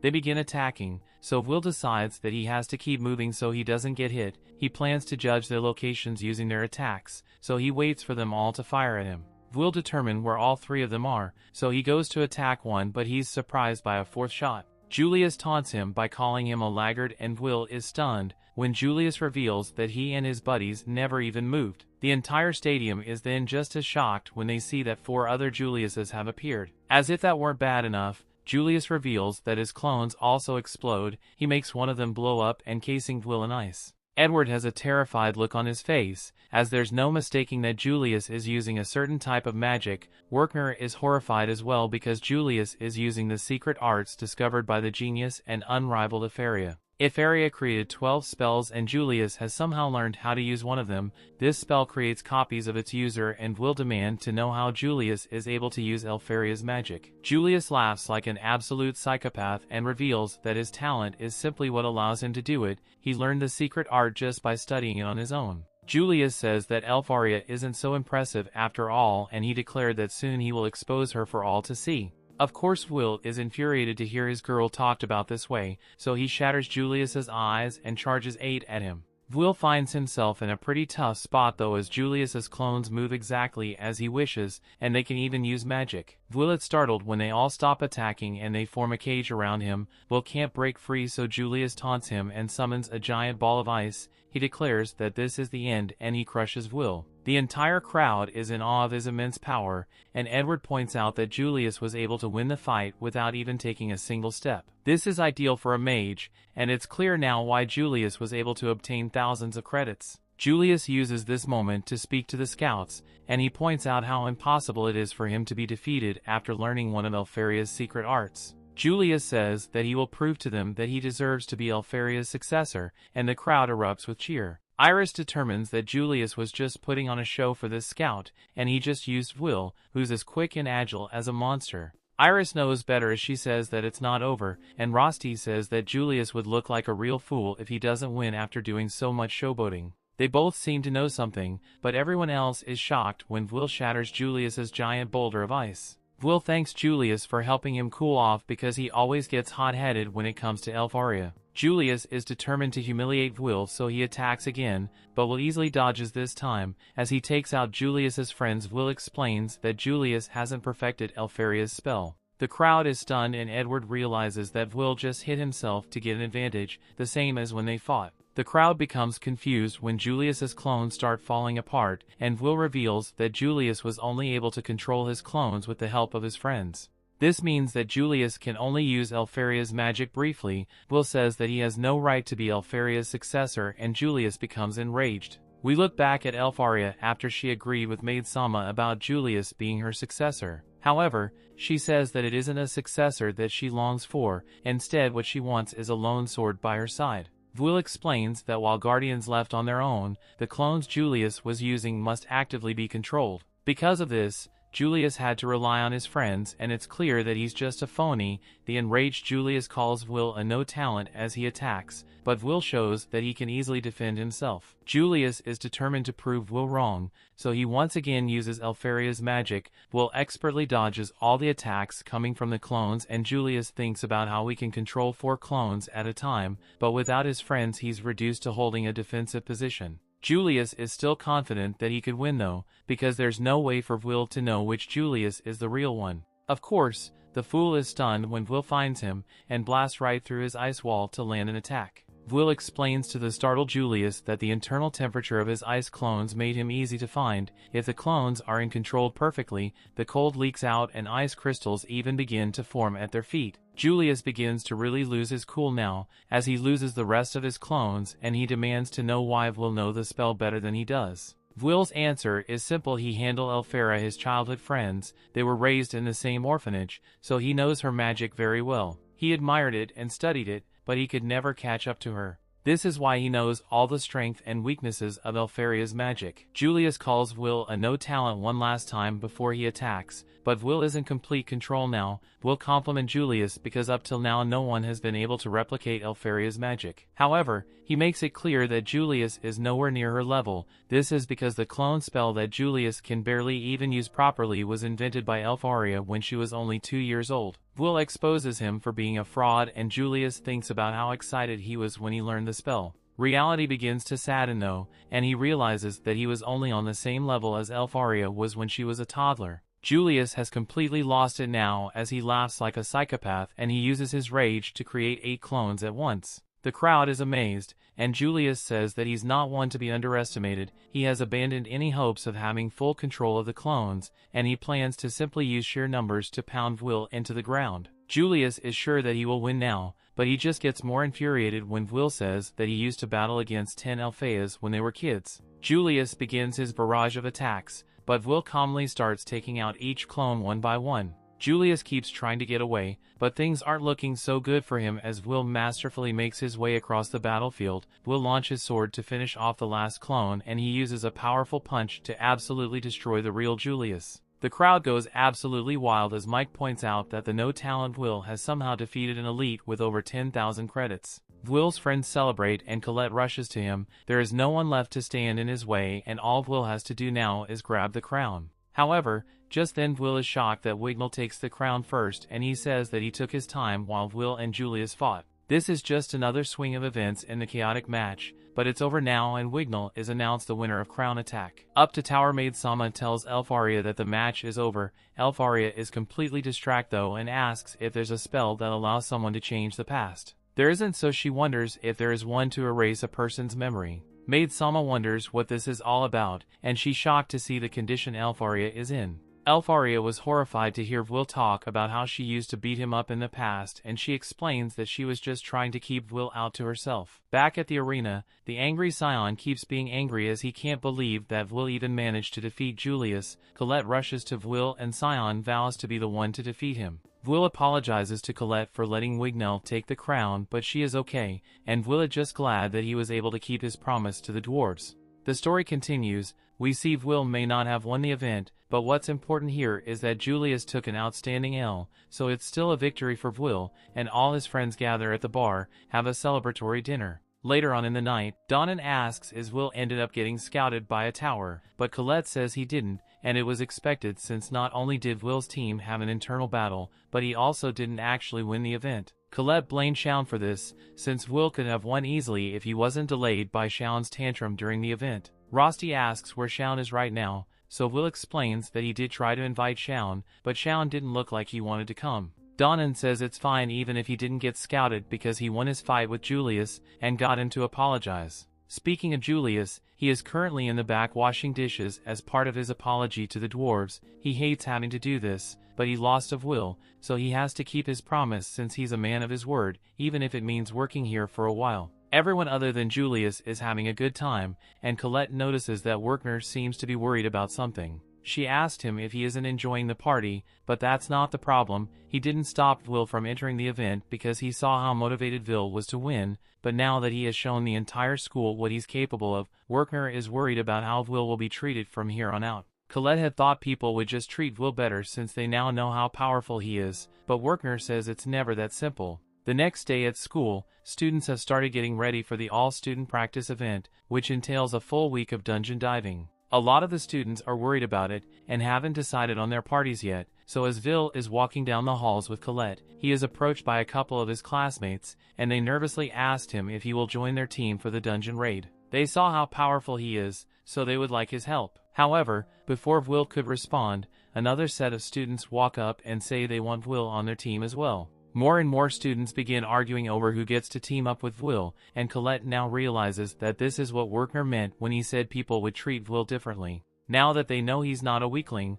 they all suddenly want to be friends with him, and she thinks that's really hypocritical. She gets in front of Will and yells at the other students for having the audacity to try to befriend Will now after all the bullying they put him through. She is sure Will must be angry about it as well, but on the contrary, Will has never had people act so friendly towards him, so he's just really happy that people actually like him now. Since Will doesn't seem to be mad about the bullying anymore, one of the girls tells Colette to stay out of this and let Will decide who he wants to go with. But just as she tries to convince Will to join her team, Colette smacks the girl's hand away and says she already has plans to go shopping with Will tomorrow. She said it in the spur of the moment, but later that night Colette is cringing at the fact that she accidentally asked Will out on a date. Her roommate comes into the room and teases Colette about having a date with Will tomorrow, but Colette screams that she didn't mean for it to be a date. Rose doesn't argue with her about it, but Colette is still going to go shopping with Will, so should at least prepares herself for it. Colette agrees and says she should at least put a good amount of effort, otherwise she would be rude to Will. Meanwhile, in Will's room, Will is currently up doing a bit of study, and Rosti decides to ask about Will's plans for tomorrow. There aren't any classes scheduled, so he asks if Will will be going into the dungeon again, but Will informs him that he actually has a shopping date planned with Colette tomorrow. She persuaded him to go, since he had to get his supplies ready for the all-student practice event anyway. Will doesn't think it's that big of a deal, but Rosti is clearly very jealous. The next day, Colette is sitting in the city square and nervously waiting for Will to arrive. Even if she asked him out unintentionally, she's going to do everything in her power to make sure this becomes a real date. Soon after Will arrives and says hello, he compliments Colette on her new dress and hairstyle, saying she looks really pretty, and this makes Colette a bit embarrassed. But before they can head off on their date, Rosti comes running. Colette has no idea why he's here, so Will explains that Rosti was really insistent on tagging along for the shopping trip no matter what, so Will decided to let him come. Rosti says it'll be much more fun with him around, but he just doesn't want Will to be alone with Colette. He goes up to Will and grabs his hand so they can start the shopping trip, but Colette is starting to question the relationship Rosti has with Will. Once they start holding hands like this, and Rosti seems like he's trying to steal Will from her, but it's still not gay because they are wearing socks. Throughout the entire day, every time Colette tries to spend some time with Will, Rosti always gets in the way, so much so by the time the date is almost over, she hasn't gotten a single moment with him. While Rosti is gone, she asked Will what's up with his relationship with Rosti because the two of them are way too close to be regular roommates. She accuses Rosti of secretly being a girl since he has such a pretty face, but Will says they can't be possible because the two of them take baths together, and Rosti has more length and girth than Will does. Sure, Rosti may be a little handsy, but he always says no homo, so it's probably just his way of being friendly. Rosti soon returns with 2 drinks and hands one to Colette and Will, but Will notices that Rosti didn't get one for himself. However, Rosti says it's alright since he can just share Will's drink instead. Colette has had enough of Rosti's antics and stops him by saying he can have her drink instead, but this gets on Rosti's nerves, so he gives Colette the side eye and tells Will to go to the rest of his errands without them. Will argues a bit, but eventually he agrees to go on without them, and as soon as he's gone, Colette directly asks Rosti if he is really just Will's roommate because to her it looks like he's way too affectionate. Rosti gets up and walks in front of Colette to assert his dominance, as he tells her that he loves Will more than anyone, so he's not going to let her try to take him. Colette tries to assert that she's close to Will as well since they used to hug each other all the time up until 4 years ago, although it embarrasses her to think about it now. Rosti doesn't think it's that much of a big deal since he takes a bath with Will every night, so he is way more intimate with Will than she is. While they are arguing over who has more of a right to spend time with Will, Will is on his way to the blacksmith shop down an alleyway. However, as he is walking, he hears someone call his name and turns around to find Lehanna standing behind him. Will is surprised to see her here since he never thought someone as renowned as the #1 student would have business with him. He asked her if she needs something, so she tells him that she has something she would like to discuss with him. She says it won't take long, so she asks of Will to follow her for a bit. And after some walking, Will is led to a room with Julius, Wignall, and Shounen. Lihanna then addresses everyone and tells them that the reason she has called them all together is because this is the final term of their last year, meaning the all-student practice exam is coming up, and she would like the 5 of them to form a team. Shounen and Julius refuse to believe that Lihanna is suggesting that add Will to their team, and Will doesn't understand why Lihanna would bring him to a meeting when 2 of the people who hate him the most are right here. However, she still doesn't see how it's probably a bad idea, so Will realizes that she has no situational awareness. Shounen gets up to threaten Will, but before things get out of hand, Wignall waves his wand and casts some high-level illusion magic to get everyone to calm down. He then says there is no reason for Shounen to start acting so barbaric all of a sudden, and everyone should at least hear what Lihanna has to say before they do anything rash. Once everyone has calmed down, Lihanna tells them all that in preparation for the all-student practice, she wants to form a team with all the best students of the academy, as well as all the students who stood out at the festival. That's why Will's here, because he has skills which all of them lacks, so she judged that he would be a good addition to the team. Julius says he doesn't think it's a good idea since having someone like Will who can't use search would only slow them down. Just because Will admittedly smashed to Julius's face in, it doesn't mean he would be a valuable asset to the team. Shounen also doesn't want Will to join their team, but his reason is that he just doesn't like Will. Wignall thinks it's childishness for the 2 of them to reject Will because of their own petty grudges. Will has already proven that he can defeat both Shounen and Julius, so why do they think they have the right to look down on him? Will has incredible brute strength and monsters-like agility, so why this methods may not be the most sophisticated? He was still able to outclass Julius and Shounen's most powerful magic. Julius takes a jab at Wignall for acting all high and mighty when he is only number 2 in credits, but Wignall feels no shame in it and says that is precisely why he respects Lihanna's opinion as number 1.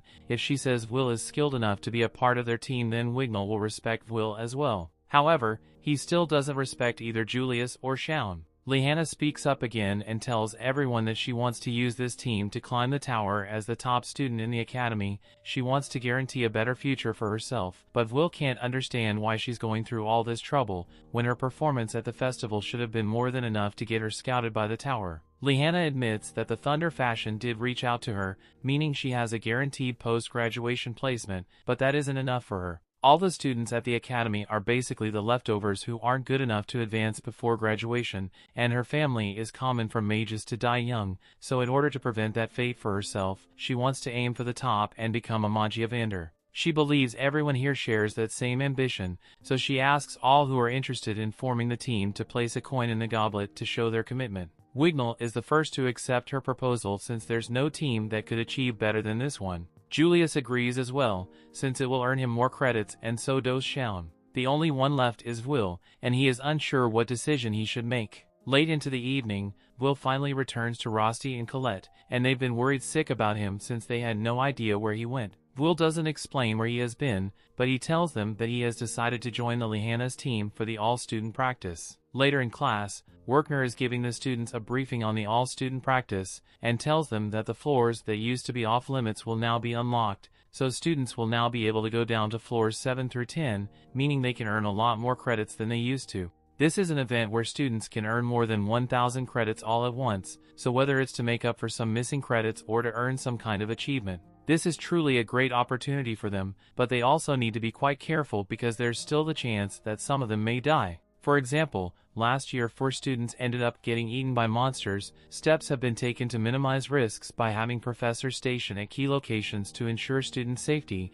but that has never stopped people from finding new ways to get themselves killed. Later, Lihanna's team enters the dungeon, and for some reason Colette decided to tag along even though she wasn't invited, and when Lihanna pointed out, Colette gets defensive, saying she has to go wherever Will goes. Rosti also wanted to come, but since he's an artificer, he is required to stay at base camp for the entire duration of the exam. However, he still prepared a lot of magic items for Will, so that further delay the all-student practice exam begins. The story continues. We see Lord Carriot is informed of the commencement of the all-student practice exam, but he doesn't recall ever signing up to be the representative of the Magia Vanders, so he doesn't see why he should care. The messenger explains that someone has to do it, and frankly Lord Carriot is the only one who actually takes the job seriously, so he's the only option. Chariot resigns himself to the task, but he wonders why their king still has a return from his expedition when the barrier is on the verge of collapse. Back to the practice exam, Lihanna's team sprints into the lead as soon as the event begins, and Will is determined to get good results here and move up the tower to meet Elfie, but in the next moment, Lihanna gives Wignall the signal to give everyone a boost, so he casts a wind spell and sends them all flying off the side of a cliff. But before they hit the ground, he casts another spell to keep them from crashing, as Will is getting up, a crimson ant appears behind them, and it's followed by an entire swarm of them, so Will readies his sword because mages aren't suited for close combat. However, Wignall stops him and says there is no need for him to do anything yet, since Lihanna can handle this by herself. The Owenzos family, which Lihanna belongs to her family of knights, so Lihanna is a unique type of mage that specializes in close combat spell casting, so something like this is within her area of expertise. She turns back and tells the group that it would be troublesome if they had to start competing with other students for credits, so get the best results they need to stay ahead of everyone else. A long time ago, Will was taught by Werkner that the most important spell in a dungeon is the search spell, because it allows a mage to quickly identify any monsters or anomalies in the area, but Will can't use it, so by the time he realizes a monster has appeared, someone else has already taken it out. If things keep going this way, then he will never get the chance to actually do anything. Eventually, Will manages to defeat a monster, but immediately after Wignall casts a spell and defeats all the monsters in the area. He was the Lihanna's side about bringing Will along earlier, but Will is surprisingly useless when it comes to dungeon fights. Lihanna says Will just hasn't had the chance to display the full extent of his skills because these are all weak monsters, or maybe is just useless, but they'll have to just wait and see. Julia says that he warned everyone that Will would only slow them down since he can't use search, and he begins absorbing the magic traces from the monsters as proof of his kill. Mages are able to do this to verify their kills with the academy, but Will isn't able to do this, so he has to pick up monster drops in order to verify his kills with the academy, and it always inevitably slows him down. The group starts going on ahead without him, and Will has to run to catch up to them. Colette asks Will is alright, and he says he's fine since he already knew he would be a liability for the team, so he's just going to have to do his best to be helpful to the team in some way. At least that's what he wants to do, but as the team continues to progress through the dungeon, Will hasn't managed to do a single useful thing yet. By the time of day has passed in the dungeon, Lihanna says they should stop off now and take a break. The others are happy to get a chance to rest, but this place isn't exactly the safest place to be resting since there are a ton of monsters around here. Wignall says he can help with that and creates a wall of flames using illusion magic. The flames aren't actually hot, but the sight of a wall of fire is sure to keep most monsters away, so it's a good option for a male shift camp. Lihanna asked Will to distribute the food rations she gave in earlier, and Will hands them out to everyone, but when it comes to Wignall's turn, Wignall tells him not to come in closer because he doesn't want to touch Will at all. Elves will only ever touch people whom they view as worthy, and it's not personal, but Wignall kind of thinks Will is a beam, so he wants nothing to do with him. In fact, Wignall thinks everyone here aside from Lihanna is beam as well, since none of them have displayed a decent level of competence to him. Wignall's comments don't bother Will, because he knows elves have their own culture. Like the dwarves, elves come from another world that they actually have magic, so they are treated well here. They are known to be snobbish and tend to only associate with other elves, but they do indeed have more magical talent than most mages, and one of the Magia Vanders is even the Elven Queen, so they got a lot of influence. Once everyone is seated, Lihanna says she wants to discuss the plan one more time, and she reminds everyone that her ultimate goal here is to defeat Nebris, the boss that guards the 10th floor of the dungeon. It is worth over 110 credits on its own, and it's pretty common for students to die fighting it, so Lihanna wants to be well prepared for the fight when the time comes. Wignall is on board with her idea, but he is getting bored of having to eat monsters, so he suggests that they skip straight to the boss fight. Lihanna agrees with him and says they'll take the shortest route to the 10th floor in order to conserve magic for the fight, and they can continue hunting regular monsters afterwards. Will is pretty hesitant about fighting a floor boss,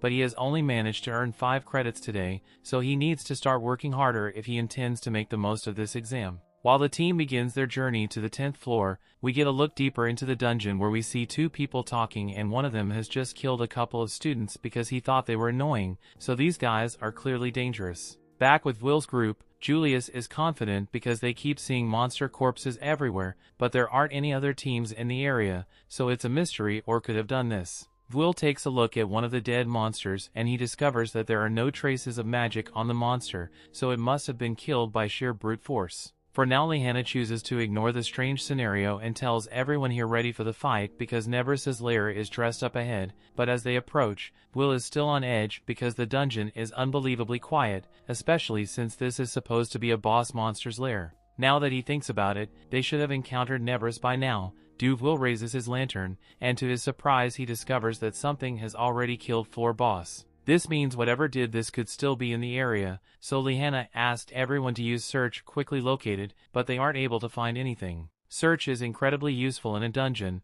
but it still has its flaws, such as the fact that it is really hard to detect well-made traps, and other mages who are able to use the counter spell hide, and on top of that some monsters are simply able to avoid detection by the search spell. Knowing this, Will locks in with his senses and he's able to hear a sound coming from above them, so he looks up and sees a terrifying monster about to hit them with a laser beam. He warns everyone to get out of the way, and as the blast is fired he does his best to delay the impact so the others don't get hit. And all the chaos, the monster sneaks up behind Wignall and he's the first one to hit one shot, but now that everyone else knows the monster's position, they all begin casting their attack spells to defeat it. However, before they can finish, the monster strikes the ground and causes the floor to collapse beneath them, sending all of them deeper into the dungeon. Will is the only one who is able to react to the situation, and since Wignall is still unconscious, he dashes over to him to make sure he survives the fall. Will and Wignall end up falling into this red area, and Will notices that Wignall's arm is badly wounded, so he would like to get him some medical attention.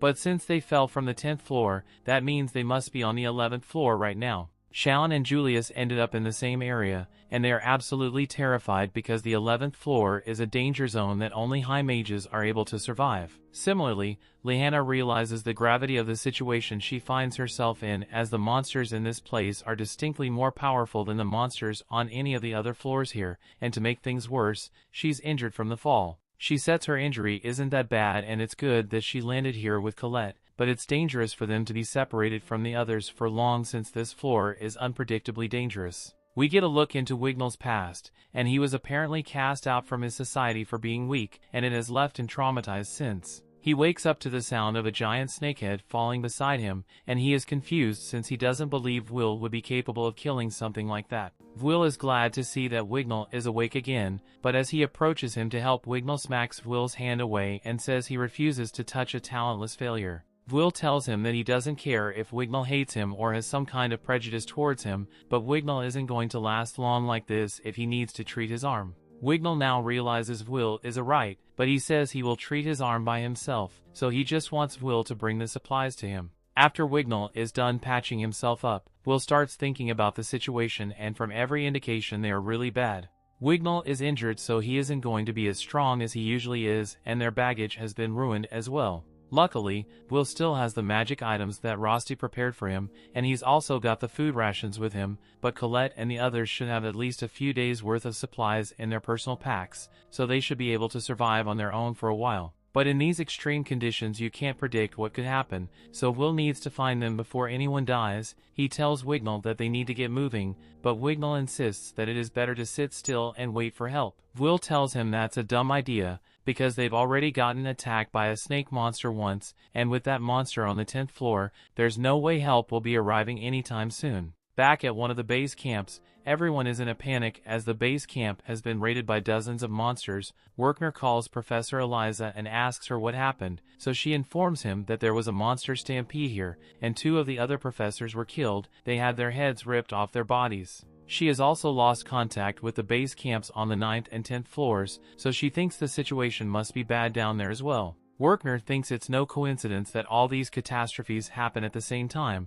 so he speculates that this may have been planned by someone. For now on, the practices event is officially cancelled, and both Werkner and Edward rush down to help the students, while Rosie is standing in the background looking very worried. Down on the 11th floor, Will and Wignall are making their way through the dungeon, and Wignall is extremely panicked, so he keeps spamming search to make sure there are no monsters nearby, but Will tells him he should stop doing it so often since it will eventually burn through all his magic. Wignall says he has to be on high alert in case they get ambushed by monsters, but Will tells him he doesn't have to worry about that since he has it covered. Will's senses are able to detect any monsters within a 70-meter radius, while Wignall's search can go to about 200 meters radius. It is still necessary for him to use search to load for distant monsters, but Will has the tight space is covered. Everything Will said was perfectly logical, but Wignall doesn't understand how Will can be so relaxed when they are stranded in this terrifying place. Will explains that he has spent most of his time in the dungeon in order to make up for his lack of credits, so he knows all about the monsters that can be found here,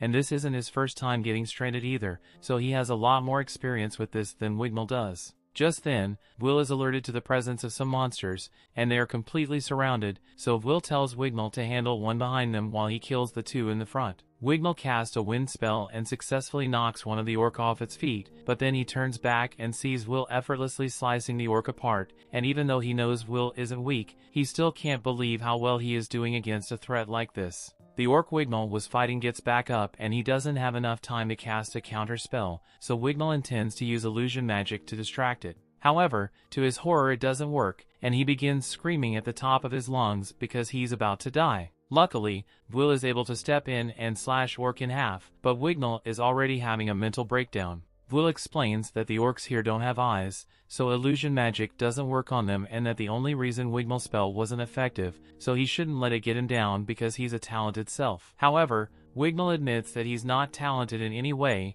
In fact, among the elves, he's even more of a failure than Will. The story continues. We see all the elves that have come to this academy. Wignall are the only one who is still here after 6 years. All the other elves have already ascended the tower, and then all had only one thing to say to Wignall before they left. They called them a disgraced elfkind, and the reason is due to his illusion magic. Normally elf illusion magic is special because it is meant to give illusions physical forms. However, Wignall's illusions are nothing more than ordinary illusions, so people can't touch or interact with them at all. Will doesn't understand how Wignall can be considered a failure when he is one of the top 3 students in the academy, but the fact that he's still in the academy and hasn't ascended the tower yet means he is just the best of the trash that was left behind. Lihanna holds the same view, since regardless of your position within the academy, if one is truly talented, then one will ascend the tower one way or another. In the past 6 years, Lihanna has had to watch his talented people leave her behind, and that's when it's said in that she's not good enough for Tower to scout her. Even her title of number 1 at the academy is meaningless because in the grand scheme of things, academy is just a small pond and a vast ocean, and only the truly talented can make a name for themselves. Wignall learned this lesson from a young age, and it came from none other than his milk sibling Eleanor. They were raised together and Wignall was incredibly fond of her, so he wanted to stay by her side forever. However, one day while he was practicing magic with Eleanor, she asked to give it a try, and despite it being her first time ever holding a wand, she was able to use magic to an extraordinary degree, and that made her a candidate to become the new elf queen and Magia Vander, so she was taken away from Wignall. He did his best to catch up to her by training his magic to its limits, but no matter what he did, he always remained inferior to the rest of his people, and as a result he scorned other mages like Will because he was insecure of himself. Wignall was expecting Will to mock him after hearing his story, but on the contrary, Will is actually smiling because he has something in common with Wignall. Wignall tells Will that he doesn't need to try to comfort him, and in his current state, Wignall believes he would be nothing more than a hindrance to Will, so he's fine with being left behind. Will stands up and tells Wignall that he won't leave him behind, and he doesn't need to worry about being a hindrance since Will is sure he's an amazing elf, so he will protect him until he is able to get back up and fight.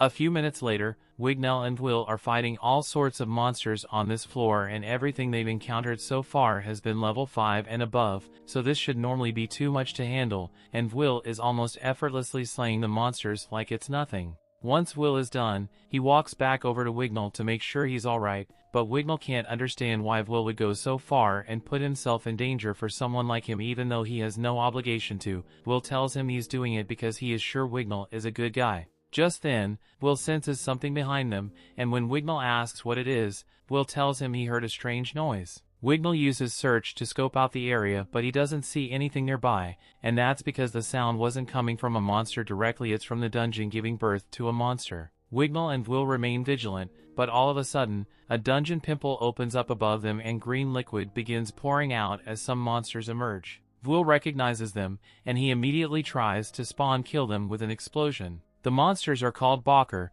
and they are notoriously difficult to defeat because they are immune to all physical attacks, and they are highly resistant to magic. The only thing that is effective against them is Elven illusion magic, and there is nowhere for either of them to run, so Will asks Wignall to lend him his strength so they can defeat these monsters together. Wignall has a breakdown and tells Will that he can't do it. He knows his illusion magic is defective, so even if he tries his best he will inevitably get it wrong somehow. However, Will tells that it's okay to get it wrong sometimes. Mistakes happen and there's nothing they can do about that since neither of them are geniuses, but if are too scared to try because of mistakes then they'll never be able to move forward. Wignall tries to warn Will that if he screws up the illusion magic, then Will might end up dying, but Will assures him that he won't let himself die. He has a dream to make it to the tower and reunite with Elfie, so until that happens, death not an option for him. Wignall's left speechless as he has come to realize that while Heat and Will are both seen as inferior, Will has never let it stop him from pressing forward and he admires that.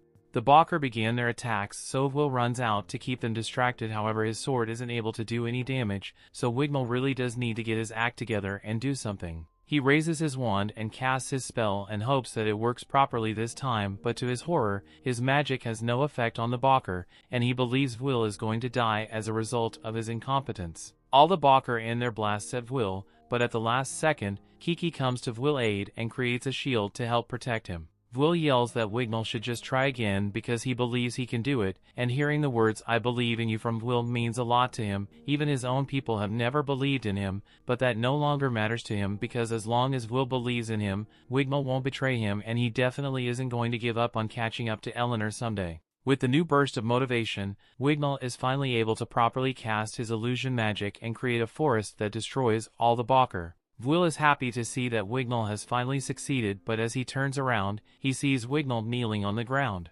Wignall wants to formally apologize to Will for his rude behavior earlier because now he realizes that Will is truly a warrior worth respecting. Will smiles and says he has always respected Wignall as well, so he extends his hand and they both shake to solidify their newfound friendship. After that, Will pulls out a magic map that Rosti made for him, and with the user's blood is able to create a map of the area automatically. Additionally, Kiki still remembers Colette and Shounen scent, so as long as there are traces of them she will be able to track them down. Meanwhile, Julius and Shounen are making their way through the dungeon and Julius is getting thirsty, so he asks Shounen if he's still got some water rations. Shounen does have some, but water is a precious resource while they are stuck in a dungeon like this, so they can't consume it carelessly. He tells Julius to just make some ice and drink that instead, but Julius argues that he can't waste his magic either and they start fighting over it. Once they settle down, Julius uses search to check for any monsters nearby, but he doesn't sense anything so he relaxes a bit. Just then Shounen grabs him by the collar and drags him into cover.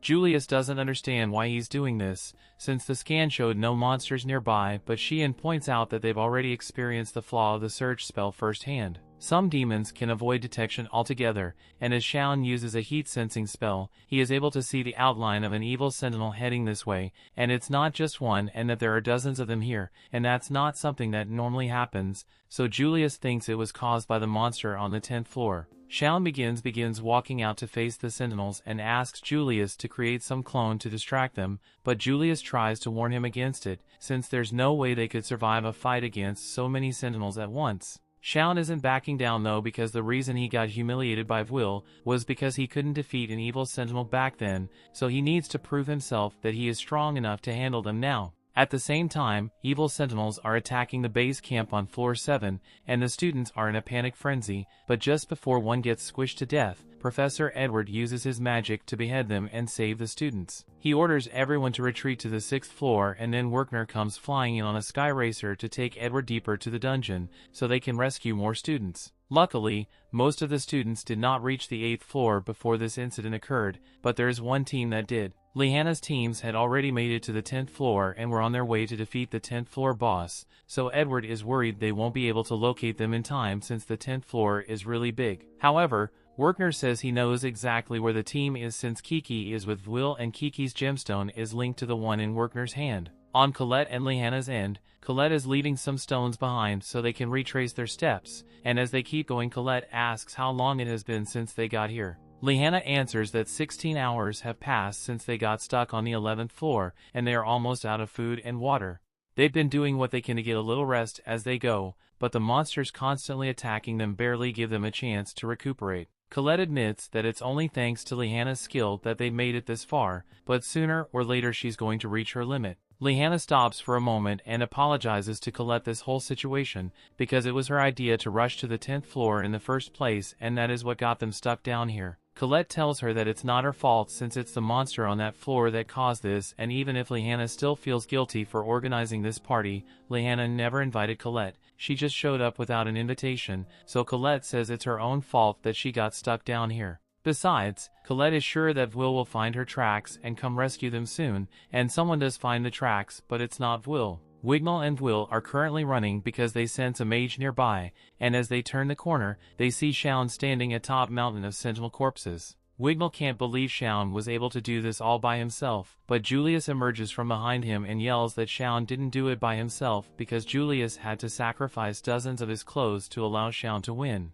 Will is glad to see that they are both alive, but they don't see Lehanna or Colette anywhere, so they ask if Julius or Shounen knows where they are. Julius had thought the girls were with Will, and since no one knows where they are, that means they are still on their own, and who knows what could happen to them. After noticing the person that walked up, Colette is about to go over to him, but Lehanna stops her because something isn't right. The person looks like Professor Bruno, but then his head falls off and he writes a message greeting the girls. Headless, his partner, walks up and a complaint that Headless was supposed to handle things upstairs, so how did he let a couple of children make it past him? Headless says Duke must have failed to kill him immediately and somehow caused a hole to form in the dungeon, which led the kids here, but Mars doesn't care about the explanation, he just doesn't want any witnesses living to report the presence here. While they are still talking to one another, Colette accuses them of killing their professors and Headless doesn't deny it. In fact, he proudly states that he and Mars are villains who want to destroy the false sky, but that doesn't make any sense. The barrier is the only thing keeping the Celestial away, so these guys must be trying to bring about the calamity that Edward warns about. Headless feels like he has explained enough, so says he will be taking the girl's head now, then launches a slash spell at them.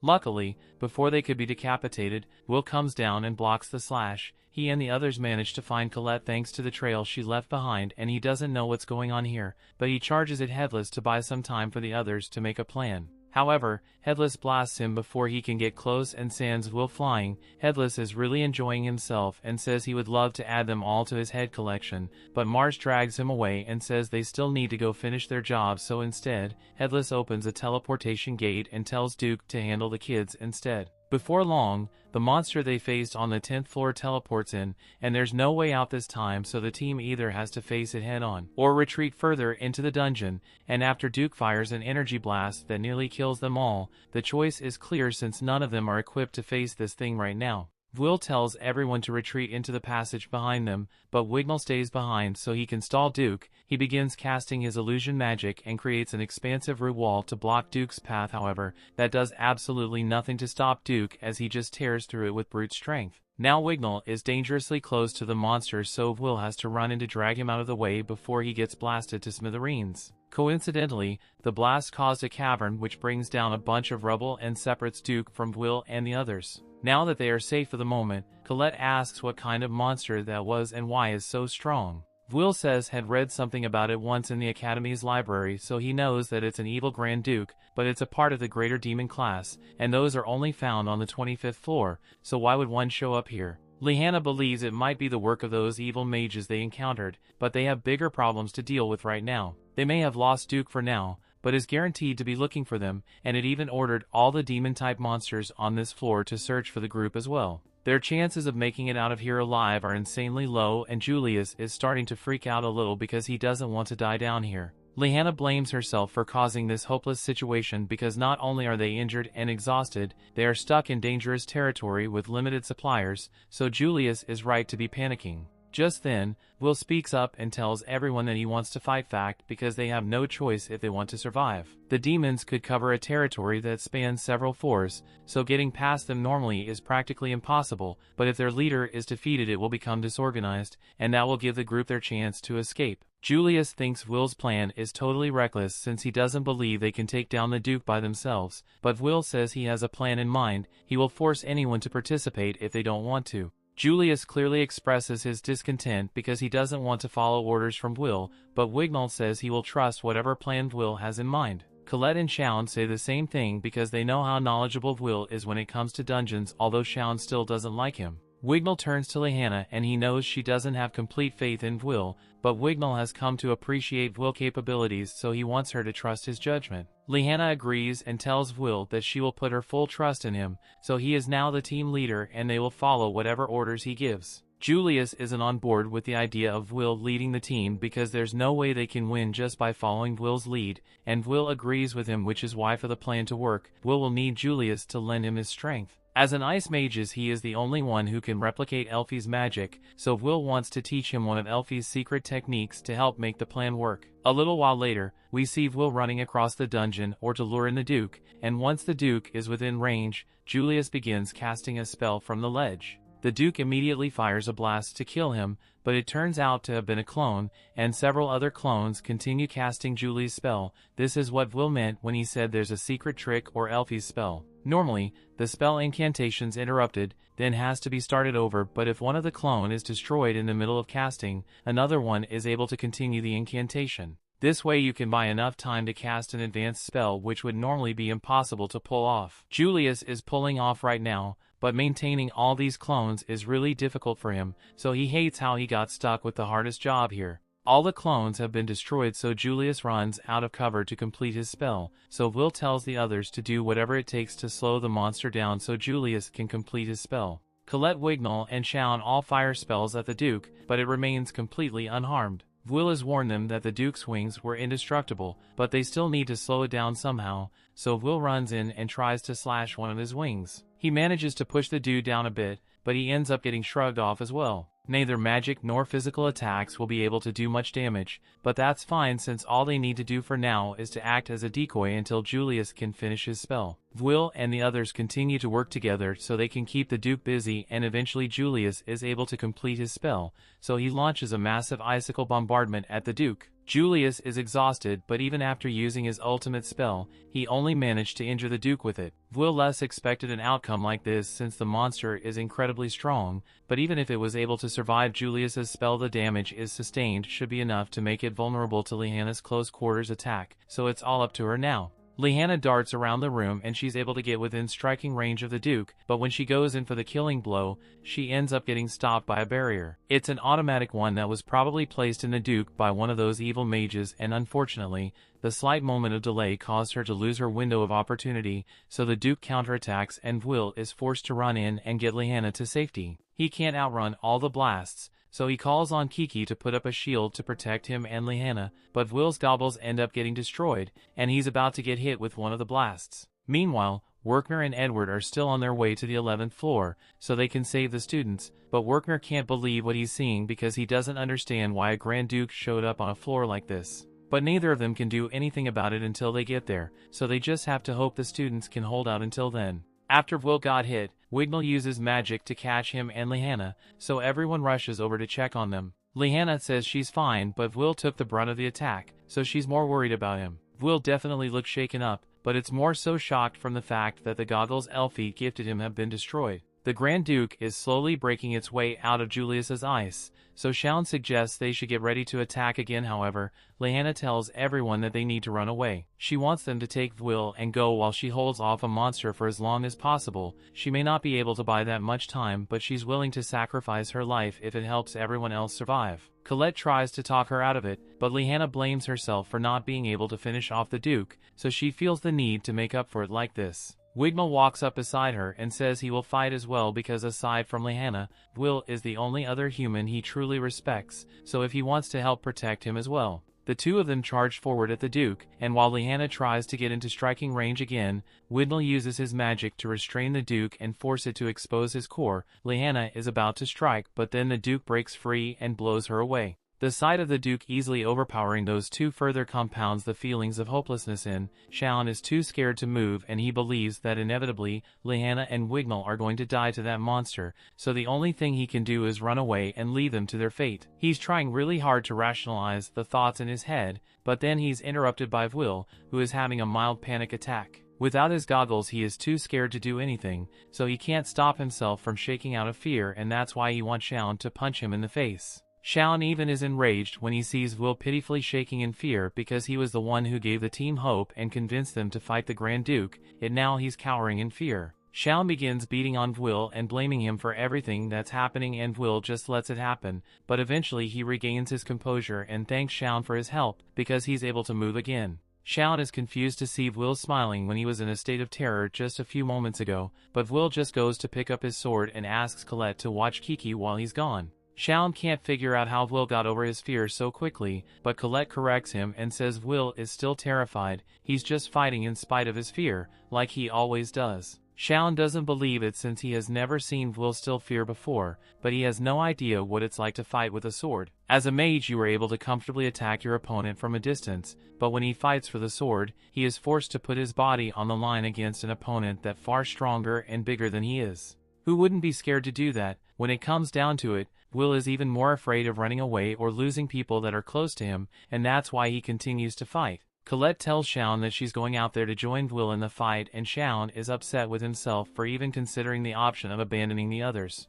As the monster continues to attack Will, he tries to think of a strategy to defeat it. Its defenses are impenetrable, and because it is so mobile it's hard to land a clean shot on it, so his best shot at defeating it is going to be if they can cut off the Duke's wings. Colette fires some rocks at the Duke to distract it, and since Liana and Wignall aren't able to fight anymore, it's up to Will and Colette to find a way to take this thing down. As the Duke charges up a barrage of attacks, Will prepare himself to take it head on, and because he doesn't have Kiki with him, a single direct hit would be fatal, but since he has seen this attack before, he's able to completely evade the blast, and by the time the dust settles is high in the air and closing in on the Duke. Colette knows what Will is trying to do, so she puts everything she has into creating the strongest sword possible for him. And with it, Will is able to destroy one of the Duke's wings. Now the Duke won't be able to defend itself anymore, so they just need to land a critical blow on it, and luckily Shounen is here to do exactly that. He rides it on his guardian as a distraction while he chants an advanced spell, and once he gets close enough, he fires the Inferno spell at point-blank range. However, even this proves to be insufficient to finish off the Duke,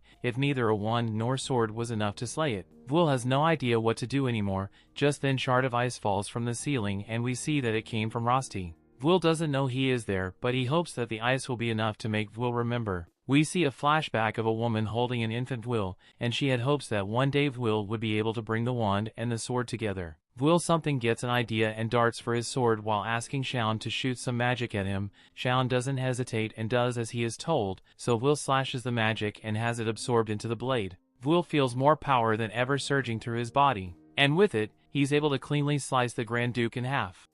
That brings the episode to an end. Thanks for watching. Want next part? Subscribe the channel and turn on notification bell.